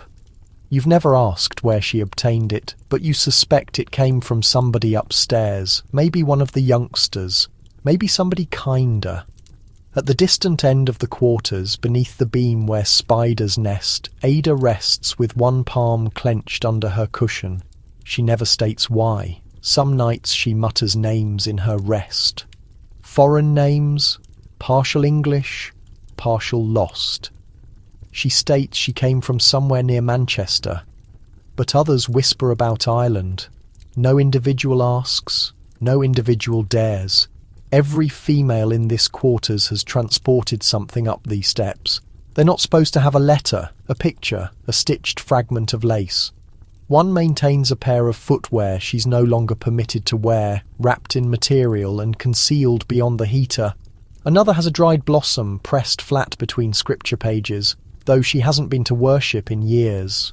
You have a card sent to no individual, from no individual. A picture of the shore. It was located in the refuse and almost burned, but you accepted it instead. You glance at it some nights and imagine the horizon proceeding on forever. You wonder what the atmosphere smells like beyond that painted coast. The upper quarters is sweltering in the warm season and freezing in the cold season. When the frost arrives, the respiration of 5 females floats in the atmosphere like spirits. You all wear stockings to mattress, and sometimes you share a heated brick wrapped in material. The bricks are intended for the mistress's mattress, but one perpetually goes missing, somehow. No individual mentions it. Even the head of house seems to pretend. It vanishes. On its own, the privacy here is fragile. One curtain strung across a cot can create an entire world. One whisper after lights extinguished can start a war. Once 2 females swapped cots for a week just to perceive if the dreams changed. They didn't. And yet these upper quarters are the only place in the residence where you are you. Not a worker, not a name on a register, not a uniform, not a pair of quiet footwear gliding over rug. Here in this cramped and slanted quarters, your laugh is yours. Your confidences are yours. And if somebody observes you weep, they don't report it. They just pass you a cloth and glance away. Tonight you scratch a small mark beneath Maggie, 1872. Not your name, not yet. Just a dot, a whisper, a possibility. Because tomorrow the signals will ring again and the entrances will open and the residents will pretend you don't exist. But here, in this sweltering, freezing, whispering quarters, you do. You do. The timepiece strikes 2 on Thursday afternoon, and with it arrives a miracle whispered in the passages like a secret prayer. Partial day. Not for everyone, of course. The chef doesn't depart, nor the head servant, nor the head of house who only ever seems to stride outside to patrol the front path. But for you, today, it intends a few stolen hours away from the signals, the containers, and the unspoken regulations. You change out of your uniform quickly, swapping your covering for a second-hand cotton garment with a frayed edge and tiny blossoms that have mostly faded. It once belonged to somebody upstairs, the variety of somebody who wore fragrance and called it previous period. But to you, it's liberty. Stitched with uneven seams, you inspect the reflection. Fractured at the edge, warped in the middle. It makes your left vision look slightly higher than your right. You fix your hair, secure it up, glance, loosen it again, then tie it back with a strip. Plain but clean. Elsie materializes beside you, already fastening her jacket. Are you arriving or not? Where? To. The path. She grins. And maybe the baking establishment. If we're fortunate, they'll still have those sugared rolls. You head down the rear steps, not running, never running, but close to it. The atmosphere outside hits like a slap and a kiss all at once. Fresh, damp London grey, but not quite raining. You respire it in like nourishment, down the path, past the wrought metal gates and the side passage that smells faintly of horses. The world changes, the noise of the residence fades, the weight of it raises. You and Elsie walk side by side, down cobbled streets with puddles still reflecting the sky. You pass merchants shouting costs, flu boys throwing stones, and women haggling over wilted greens. It's loud, chaotic, alive. You adore it. The baking establishment is open, barely. The female beyond the counter provides you both a knowing grin and passes over 2 slightly stale rolls, partial cost for the little ones from the grand residence. You pass over your only copper. Worth it. You consume on a stone surface, feet dangling, observing a canine chase a cartwheel and nearly succeed. The roll is dry at the borders, but the sugar crunches and the middle is still gentle. You lick your digits. Imagine, Elsie states, just once consuming a whole pastry, your own pastry with crust all the way round, and no individual observing you chew, you add. You recline in quietness for an instant, chewing slowly. Then she bumps your neck. Arrive on, let's perceive the lace establishment. We won't purchase anything, but we can pretend. So you proceed, and you pretend. You compress your nose to the glass and admire neck pieces and edges that would make the mistress swoon. You attempt on caps you'll never own. You laugh with your mouth open for a while. You aren't a worker, you're just a female. And the streets of London, filthy, wild, wonderful, belong to you. The sun never quite shines in London, but during your partial day it almost attempts. By the occasion you and Elsie make it back to the border of the square, your footwear are damp, your garment edge is muddy, and your cheeks ache from grinning, an unfamiliar soreness. You walk slower now. The residence looms in the gap, stone grey and frowning, as if it's already noticed your return. You pass the lantern post where the butcher's boy sometimes tips his cap. He's there today, leaning on his cart, smudged with powder and confidence. Elsie nudges you. He's glancing. You rotate your vision, but she grins and calls out, "Evening, Tom." He winks. Females. That one word, females, shouldn't intend much, but it does. You tuck it into your jacket pocket like a warm stone, just something to grasp onto. Afterward, back inside, everything smells like boiled meat and buff. The world narrows again. Stairways, passages, signals. You both pause just beyond the washing area entrance, letting the weight settle back onto your neck like damp fabric. "I despise this portion," Elsie whispers. "Which portion? The one where we pretend we weren't just out there. Pretend we weren't laughing." You acknowledge, then smooth your covering, back in uniform, back in character. Still, as you walk toward the workers' corridor, you catch yourself humming something you perceived from a street musician earlier, a wild, crooked tune about a sailor and a chicken. It's absurd. You adore it. Evening meal is remaining stew again. You consume it without complaint because you're full of sugared roll and imaginary lace. The head of house doesn't notice your damp edges, or if she does, she states nothing. The head servant observes you briefly, then moves on.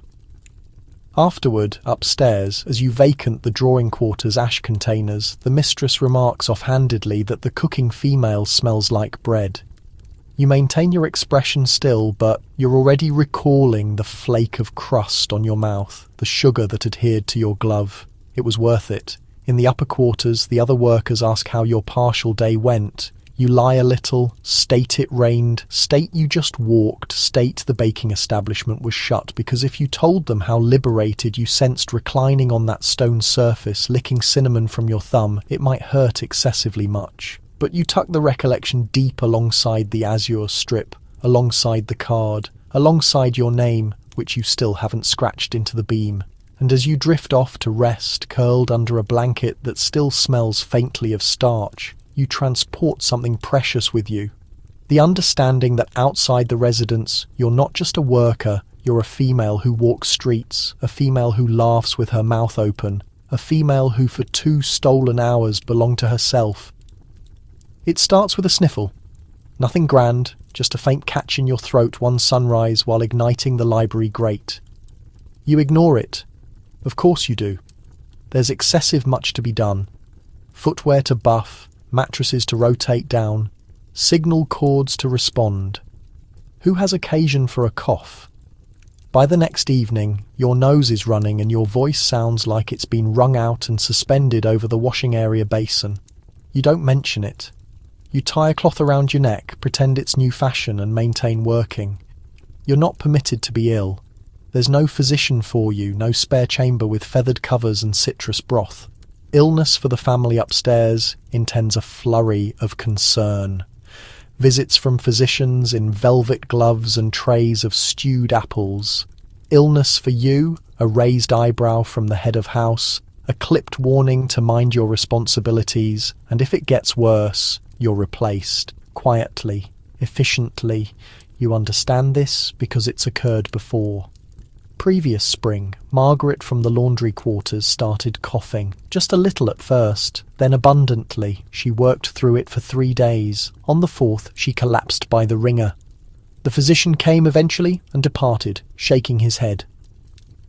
The next sunrise, her cot was vacant. By midday meal, her name was gone from the ledger. No individual ever stated where she went. So you maintain proceeding. You scrub the floor with raw palms. You transport trays up stairways that swim beneath your feet. When you start shivering during morning meal service, you blame the draft. When your knees yield out while obtaining coal, you claim your bootlace was loose. Elsie notices. Of course she does. She corners you in the storage between shifts. You glance like boiled greens, she states softly. I'm fine, you croak. She doesn't believe you. She extracts a bottle from beyond a stack of vinegar containers, a small vial of elderflower syrup somebody's relatives sent from the countryside. 1 spoon in beverage, she states, and no skipping evening meal. If you faint during dessert, the head servant will have a fit. You gratitude her, then do precisely as she states. For the next 2 days, you exist on borrowed energy and borrowed kindness. You move slower. You recline when no individual's observing. You respire carefully, attempt not to rattle. But still you work because the mattresses won't prepare themselves, the metal won't buff itself, and in this residence there's no occasion to perish. By the 3rd day, your fever breaks. Sort of. You wake in the upper quarters with perspiration adhering to your spine and your throat drier than a sermon. Somebody's positioned a damp material across your forehead and your hay cushion smells faintly of camphor. You blink, disoriented, and perceive Elsie asleep in the cot next to yours, footwear still on, covering crumpled in her fist. You desire to gratitude her. You desire to speak. Instead, you cough so forceful you perceive stars. You stay in mattress. That sunrise not because anybody told you to, but because your limbs don't quite obey. A luxury, a danger. The head of house arrives up herself, which she never does. Her vision flicks over you. 1 more day, she states, then back to your responsibilities. And then, quieter, we can't afford a replacement this week. She departs, a wrapped biscuit on the glass edge. You break it impartial, save some for afterward. The females rotate your responsibilities in secret, folding your fabrics, straightening your mattress, transporting your chamber container when the manservant's not glancing. It's a kindness done with pinched mouths and quiet resentment. You would do the same, because down here, mercy costs occasion. By the next sunrise you rise, wobbly but upright. Your head senses full of fabric, your joints groan like the upper quarters beams, but you lace your footwear and secure your hair. Somebody's departed clean water. Somebody else mended your covering. Badly, but with care. You descend the steps, re-enter the passage like a spirit learning how to walk again. The residence greets you with the typical welcome. Vapour from the cooking area, metal under your digits, the bitter sting of vinegar in your lungs. But everything's sense is sharper now, like perceiving the world through a fractured glass you hadn't noticed before. Because being ill, even just briefly, reminds you of a cruel truth. You are replaceable entirely, instantly. The house moves on without you. The chimes keep ringing, meals keep coming, surfaces stay spotless. You're not missed. Your absence barely registers. Yet somebody smoothed your covers, somebody set aside bread for you, somebody made sure your name stayed written. You get back to work. You haul the dishes, you scrub the stones, and nobody mentions your return. But somebody gives you extra dessert. That evening at dinner. You take your time with it, the sweetness soothing your raw throat. In a place where nobody has room to crumble, that extra helping becomes medicine. Proof that in a world designed to erase you, somebody noticed. You're buffing a china cup when it occurs. Not a shatter, not a yell, just a gentle tap. The smallest nick on the edge, almost invisible. A catch of fabric. A shake in your fingers from yesterday's sickness. You stop cold. You examine it like willing might make it whole again. It doesn't. The damage stays, and your insides plummet through the floor. It's her favourite cup. This you know. Not from anything she's declared, but from how she picks it every time. Delicate rose with golden decoration, rim smoothed by years of her rouge. There's a tiny flower pattern climbing just below the grip. A present from her sibling, they say, the sibling she won't acknowledge anymore. You think about concealing it, switching it, acting like it vanished. But you know the truth. The head servant would catch it. The head footman might spot it. She'd absolutely discover it. So you transport it to the butler's storage, gripping tight, eyes lowered. You present it to him. He takes it carefully, examines it, rotates it in the lamplight. Then silence, just a mark in his bound record, the one tracking names and errors and breaking points before returning it. File it in the section labelled broken, he states. Calm as cream. You obey. And suddenly your identity sits next to damaged porcelain. You anticipate consequences all afternoon. Perhaps dismissal, perhaps reassignment. Perhaps the head servant will confiscate your nicer uniform and sentence you to silver maintenance for weeks. But nothing arrives, not immediately. Which feels worse, somehow, living with the knowledge that you stumbled, that the household registered it, that it remained quiet, meaning it's calculating. You sense the transformation in how the assistant butler watches you in passing. The pause before they assign you better duties. How your identity appears final on the work roster, now written in faint pencil rather than permanent ink. This is the beginning. You've witnessed it previously, the gradual collapse. Initially, you're excluded from upstairs tasks. Next, you receive the sewing pile with damaged cloth. Next, somebody overlooks saving your meal at dining. Next, the head servant stops acknowledging you until eventually you descend to discover your belongings gathered, your identity eliminated, a servant hauling your shoes toward the exit like forgotten cargo. It's the quiet termination, the courteous disappearance, and the damaged cup is the initial piece. So tonight you linger in the storage. You buff every cup, every utensil, every blade. You clean the butler's preferred bottle until it shines like crystal. You organise the cabinet, replenish the sweetener container, polish the serving plate despite its cleanliness, and when nobody's observing, you access the section marked broken. You study the cup, you hold it, feel the nick. Then you bundle it in gentle fabric, position it behind the other discards, and murmur. You weren't alone in breaking. You rest with that damaged cup occupying your thoughts, precarious, delicate, suspended. And predictably, next morning, your identity's absent from the cleaning schedule. Not removed, just missing. No task, no work assigned, no reference whatsoever. You check the roster twice, 3 times. Your pulse stumbles. Elsie notices your expression and peers past your shoulder. She stays silent, just grimaces, then touches your arm in a gesture saying, "I'm sympathetic," without causing disruption. This is the start, the silent deletion, the invisible blade. By mid-morning, you're transferred to the coal bucket, punishment assignment. You drag containers from storage to the grates, weighted, sharp-cornered, filthy. Your palms hurt. The powder filters through your clothing into your chest. Nobody acknowledges you. Nobody sees you. The head servant crosses you on the steps. No acknowledgement, no recognition. You want to shout, but you grin instead, because now you grasp something profoundly, agonizingly clear. You don't lose your position for errors. You lose it for being seen making them. And you were seen. You're filling coal in the sitting room hearth when the gentleman appears, unplanned, still in his morning robe, humming something discordant. You rise immediately, dust your clothing, lower your gaze. He gestures dismissively. You there. What do they call you? You. You stiffen. It's not an inquiry you're supposed to answer.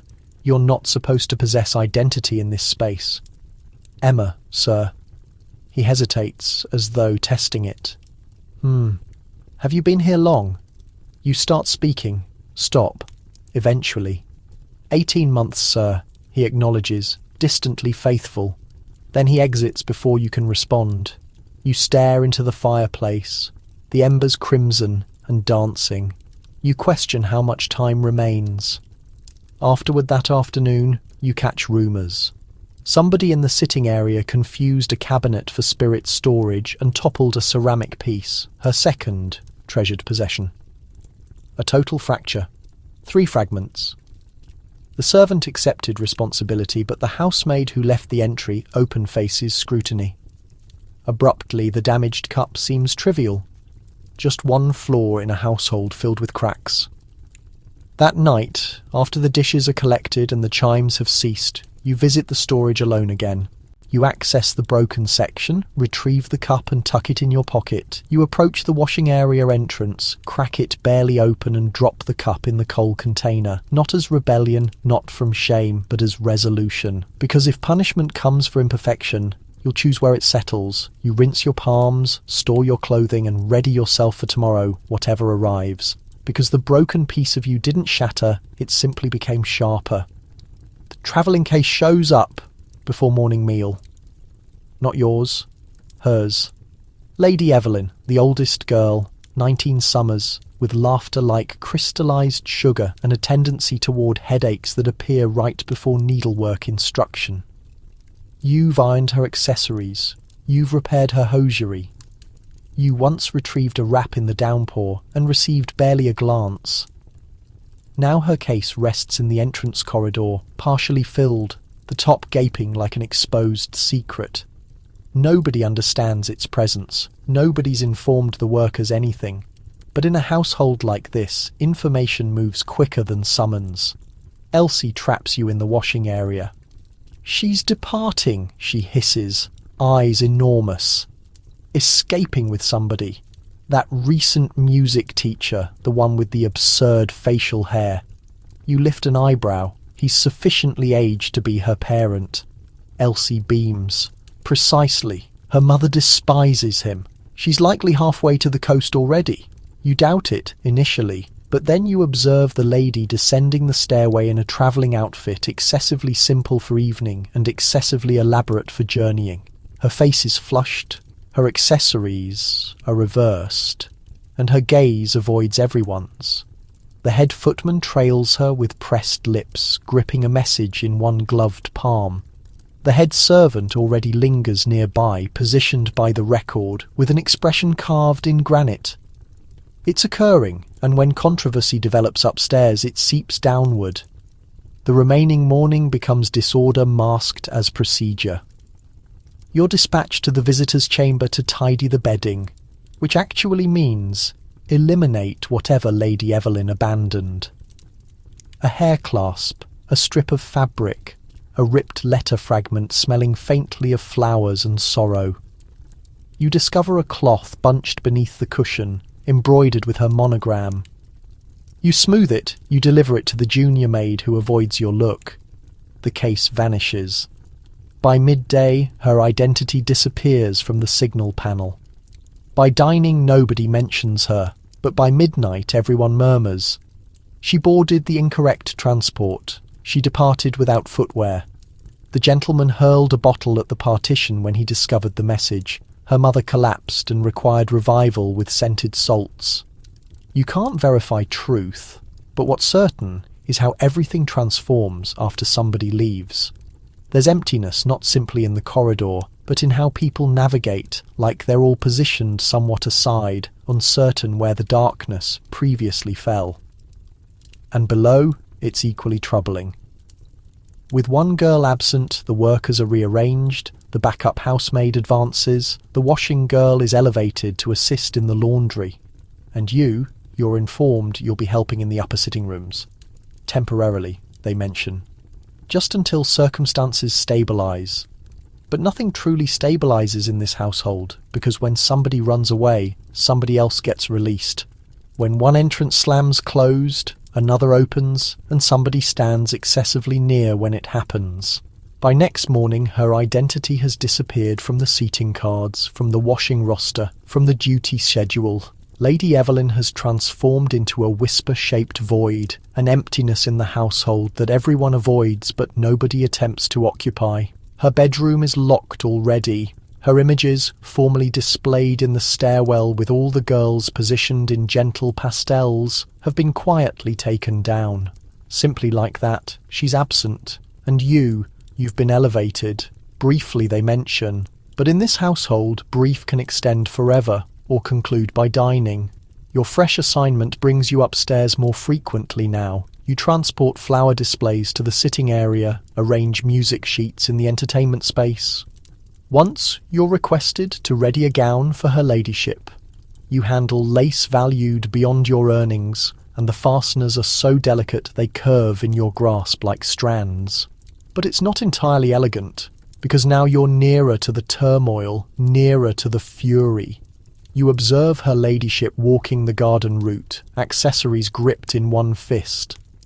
You detect the gentleman close an entrance so forcefully the porcelain shook 2 spaces distant. The head servant hasn't brightened in 4 afternoons. Even the head footman's tone has a fragile quality. And when somebody vanishes, like Evelyn managed, somebody must compensate. That somebody becomes the 3rd servant. He's released, abruptly, no warning, no explanation offered. Stories fly like ash. He transported the correspondence. He assisted her into the transport. He witnessed something forbidden. Nobody understands. But one instant he's polishing footwear in the corridor. The following he's absent. Case gathered, jacket collar raised, boots still damp from the morning's precipitation. You observe from the side hallway as he proceeds down the route, not glancing backward. He doesn't gesture. He doesn't blink. And you question what he observed, what he voiced, what he withheld. That night in the workers' area, the atmosphere is subdued. Nobody wants stew, nobody jests. Even Elsie consumes in silence, moving a vegetable around her dish. Eventually she asks, "Do you believe she's content?" You understand her meaning. You lift your shoulders. "I believe she desired freedom." Elsie scoffs. "Then she shouldn't have selected white fabric footwear in the downpour." You grin, but it disappears rapidly, because what none of you voice openly is, if they can erase their own girl, what possibility do we possess? You return to your sleeping space that night, sensing elevated somehow, but not protected. You've moved nearer to the intensity of the blaze and the warmth is captivating, but warmth can burn too. Still, before rest claims you, you extend up to the ceiling support and mark something beside Maggie's indication. Not your identity, not yet, just another mark, a second murmur, because somebody might be observing and somebody else might follow. The yearly workers' celebration is not for individuals like you. At minimum, that's the general statement. It's not in any manual, and it's never discussed openly until right before it occurs.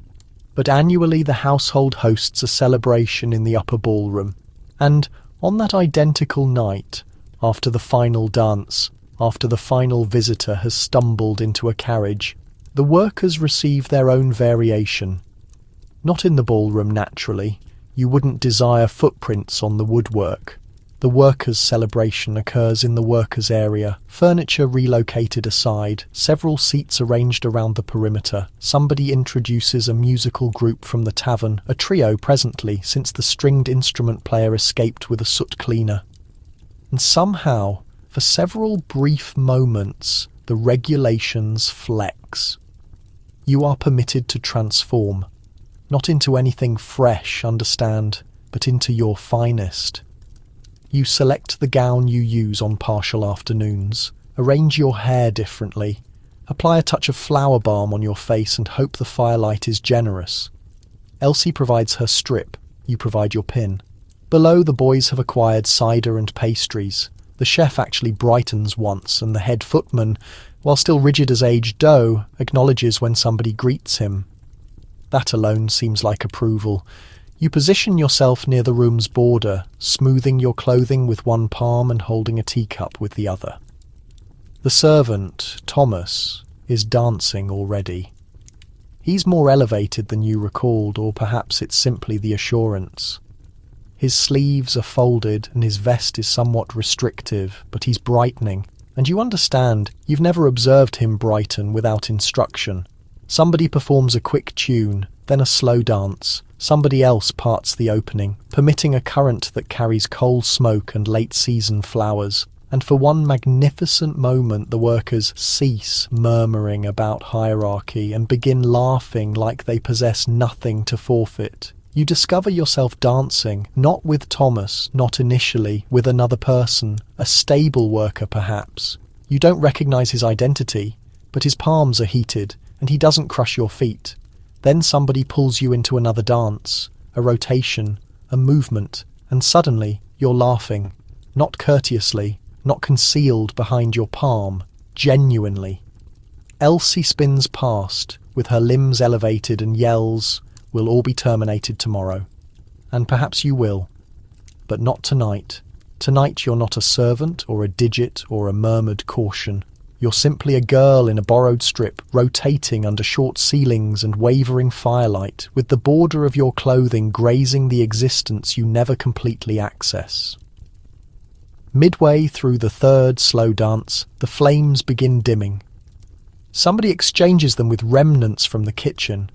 The melted material drips like dissolved snow down the metal supports, gathering in small pale pools along the workers' area borders. You don't object. Actually, the darkness improves it, as though this night is a secret hidden in shadows where the household can't locate you. Thomas eventually traverses the space. He's crimson-faced from dancing, but courageous now, encouraged by cider and festivity. He offers a small incline, partially genuine, partially absurd, and states, "May I?" You pause sufficiently long to create nervousness, then you brighten and acknowledge. He's not the finest dancer.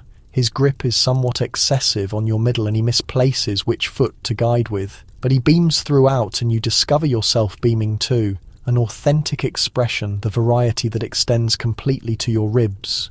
"You present well," he states. "You elevate an eyebrow.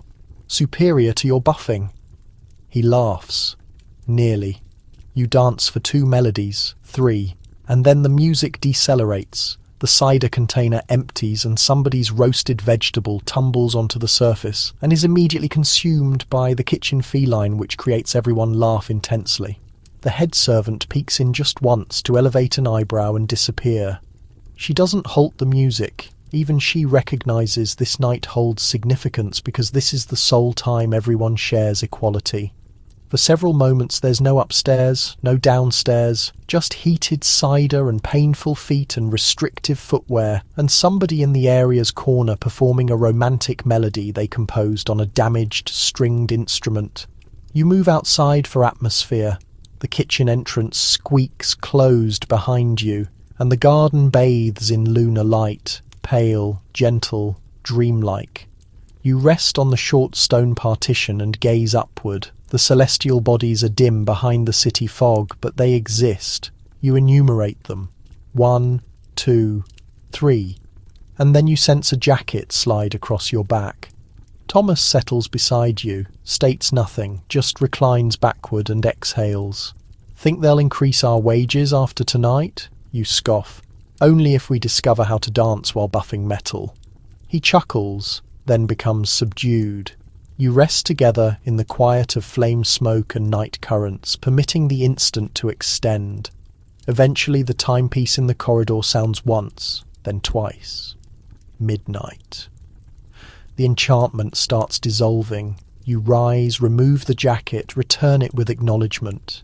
Inside, the seats are being restored already, the fragments swept, the strips untied. By morning, the household will act like it never occurred. The furniture will shine, the chimes will sound. The assistant footman will scowl at the buff on your footwear and question where your stiffener disappeared. But presently, for just an instant longer, you're another person, somebody liberated. The initial indication arrives at morning meal. The arrangement lacks one cup. Not yours, not the workers', one from upstairs. Her ladyship's parent, the aged gentleman of the household, is missing. No declarations, no alert, just silence. The head footman states nothing. The head servant doesn't raise her gaze. But something in how the cloth is creased tighter than typical makes your stomach twist. You don't inquire. You simply continue moving. By midday, the climate has intensified, like the household is suspending breath. The corridor chimes sound less. The entrances upstairs stay closed. A physician comes, jacket flapping, guided silently up the primary stairway by the head footman. You detect his movement overhead for an interval, then he departs. Nobody speaks as he crosses through the workers' area. He doesn't accept tea. He doesn't remove his covering. He simply mutters something beneath his voice and disappears into the mist. By afternoon, dark fabric shows up, suspended over reflective surfaces in the entertainment space, secured neatly with fasteners by the primary housemaid, her expression compressed into a boundary. Still, nobody voices the term, but you understand. The chef starts boiling remains for liquid, as though nourishing the household might somehow pursue away sorrow. The younger maids become silent. Even the servants, who constantly hum while transporting coal, cease. Elsie locates you in the cloth storage where you're creasing napkins for a dining that may no longer occur. "It's him, correct?" she murmurs. You acknowledge. She doesn't question how you recognize. She doesn't require to. When a household mourns, it alters temperature. The partitions maintain a chill that wasn't present yesterday. The fires consume lower. The flames waver in unusual patterns. And although your work doesn't alter, everything seems transformed. You're dispatched to collect the gentleman's jacket from his storage. Not the recent one, the one he displayed every Christmas. Dark blue with worn borders and a minor mark on the border from a beverage accident nobody mentioned. You position it across the sleeping surface, cautiously smooth the arms, secure it partially, just as he preferred. In his void, the spaces seem excessive, the furnishings excessively buffed, the silence excessively filled.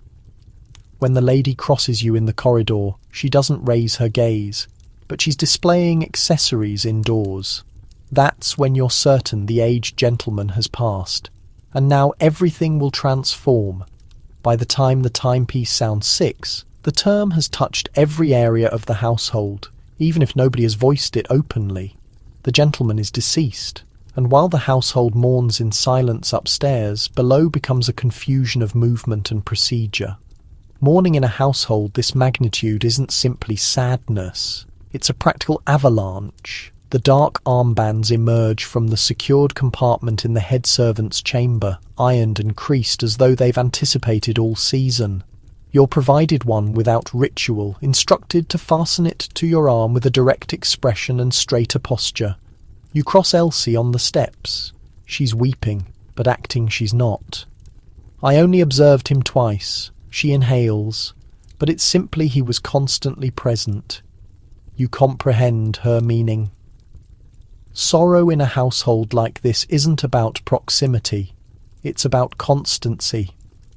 The aged gentleman had transformed into part of the structure, like the railing or the sounding timepiece, and now that he's absent, everything seems just somewhat unbalanced. Even the floor coverings seem to rest differently. The burial is arranged rapidly. Upstairs they'll conduct a subdued gathering. Below, it signifies disorder. Every plate must be flawless, every dish cleaned, every worker in dark, though not complete mourning, naturally, that's designated for blood relations. You dedicate the morning pressing fabric strips. You dedicate the afternoon buffing metal that nobody will consume from. You dedicate the night observing carriages come, one after another, covered in mist, as mourning gentlemen exit with neckwear twisted in sorrow. None of them observe you, but you observe them. Each individual, because each gentleman entering that entrance is a reminder of the existence beyond this household, an existence that can disturb things, even here. And then arrives the message reading. You don't participate, naturally. Nobody from below does. But the silence that trails is overwhelming. A chime sounds. The head footman enters the entertainment space and secures the entrance behind him. When he returns intervals afterward, his expression is drained. The fresh gentleman has received the property, but there's a complication. You detect it murmured in the storage, in the corridor, in the washing area where the containers soak quietly in grey liquid. There are obligations, substantial ones, larger than anyone anticipated. Workers will be released, expenditures reduced, the backup carriage sold, and suddenly the morning transforms into something else. Terror. You rest awake that night in your sleeping space. Strips still fastened to your arm. You follow the shape of the wooden support above you, where Maggie's indication has now been accompanied by your own.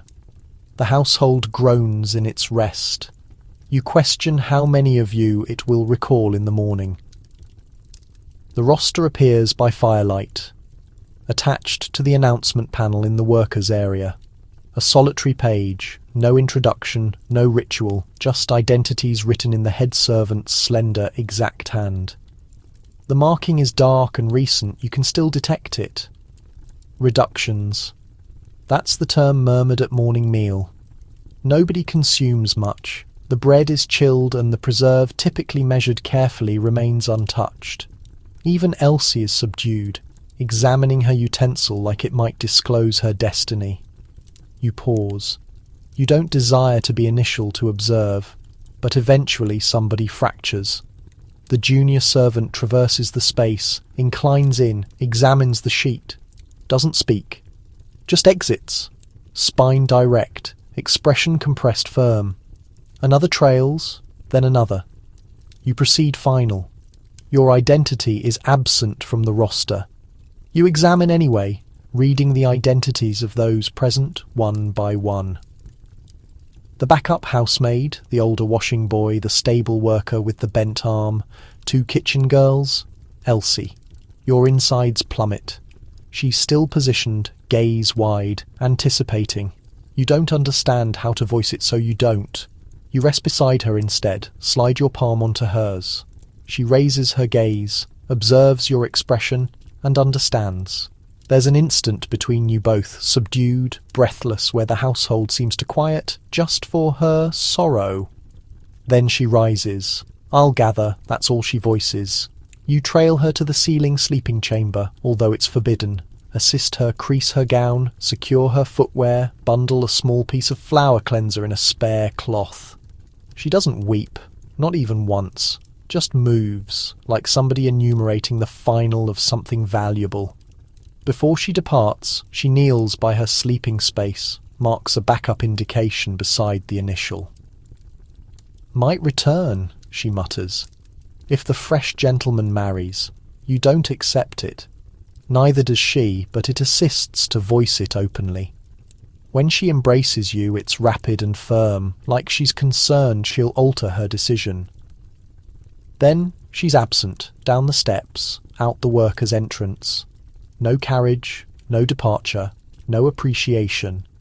Just one more identity deleted from the household's pattern. And now you sense everything fragile. You previously sensed invisible, now you sense replaceable. There's discussion of additional reductions. You offer for everything, additional duties, kitchen work, even waste container work, anything to demonstrate your value. The chef labels you excessively anxious, but you observe how her palms tremble when she enumerates the produce. Everyone is terrified, and terror alters a household quicker than sorrow. The afternoons merge. Morning meal, tasks, chimes, buffing, raising, cleaning. You navigate quicker now, not from satisfaction, but from self-protection. One error and you could follow. Even the head footman seems anxious. He starts verifying the records twice, securing the beverage storage double and criticising servants who hum in the corridors. You detect the assistant housemaid crying one morning behind the cloth storage. Nobody attempts to comfort her. The household seems colder, not from climate. It's still early fall, still heated in the garden, but from upstairs. The fresh gentleman has altered the arrangement. Meals are sooner, openings are to stay secured, and the bookroom is now absolutely restricted to all workers unless requested. He doesn't address you, not specifically, but you've observed him once or twice. His footwear are glossier than his parents', his tone deeper, his gaze firmer. And then one night, right before dining, he requests you. No clarification. The chime sounds, your identity is voiced, you rinse your palms 3 occasions and adjust your clothing before ascending the rear steps to the entertainment space. He's solitary, positioned by the blaze, consuming brandy with a scowl that seems carved into his expression. You were Maggie's substitute, correct? Your throat becomes arid. Correct, sir. He acknowledges, not observing you. You've performed adequately. You nearly release breath then, but I don't require a complete household anymore. Your breath stops. I've released the others, he proceeds. But I require one who can adjust, who can accomplish more. He rotates now, his attention settling on you like a record entry. You'll perform the work of 2, not an inquiry. You acknowledge. Because what alternative exists? Satisfactory, he states, rotating back to the blaze. Let go, that's it. You walk out with your pulse racing, unsure if you should weep or count yourself fortunate. Before the week ends, 4 more workers vanish. The corridors turn emptier. No more giggling from the kitchen doorway. No more late-night drinks. No more Elsie. The cat vanishes too. You catch yourself talking less, grinning less, resting with one palm under your pillow, gripping the roster of names you scribbled in graphite on the reverse of a torn menu card, just so you won't forget who lived here once. You remain, but it resembles survival more than acceptance, and somewhere inside you question how much longer before that gets stripped away too. Days drift by, then one sunrise the mist clears, actually clears.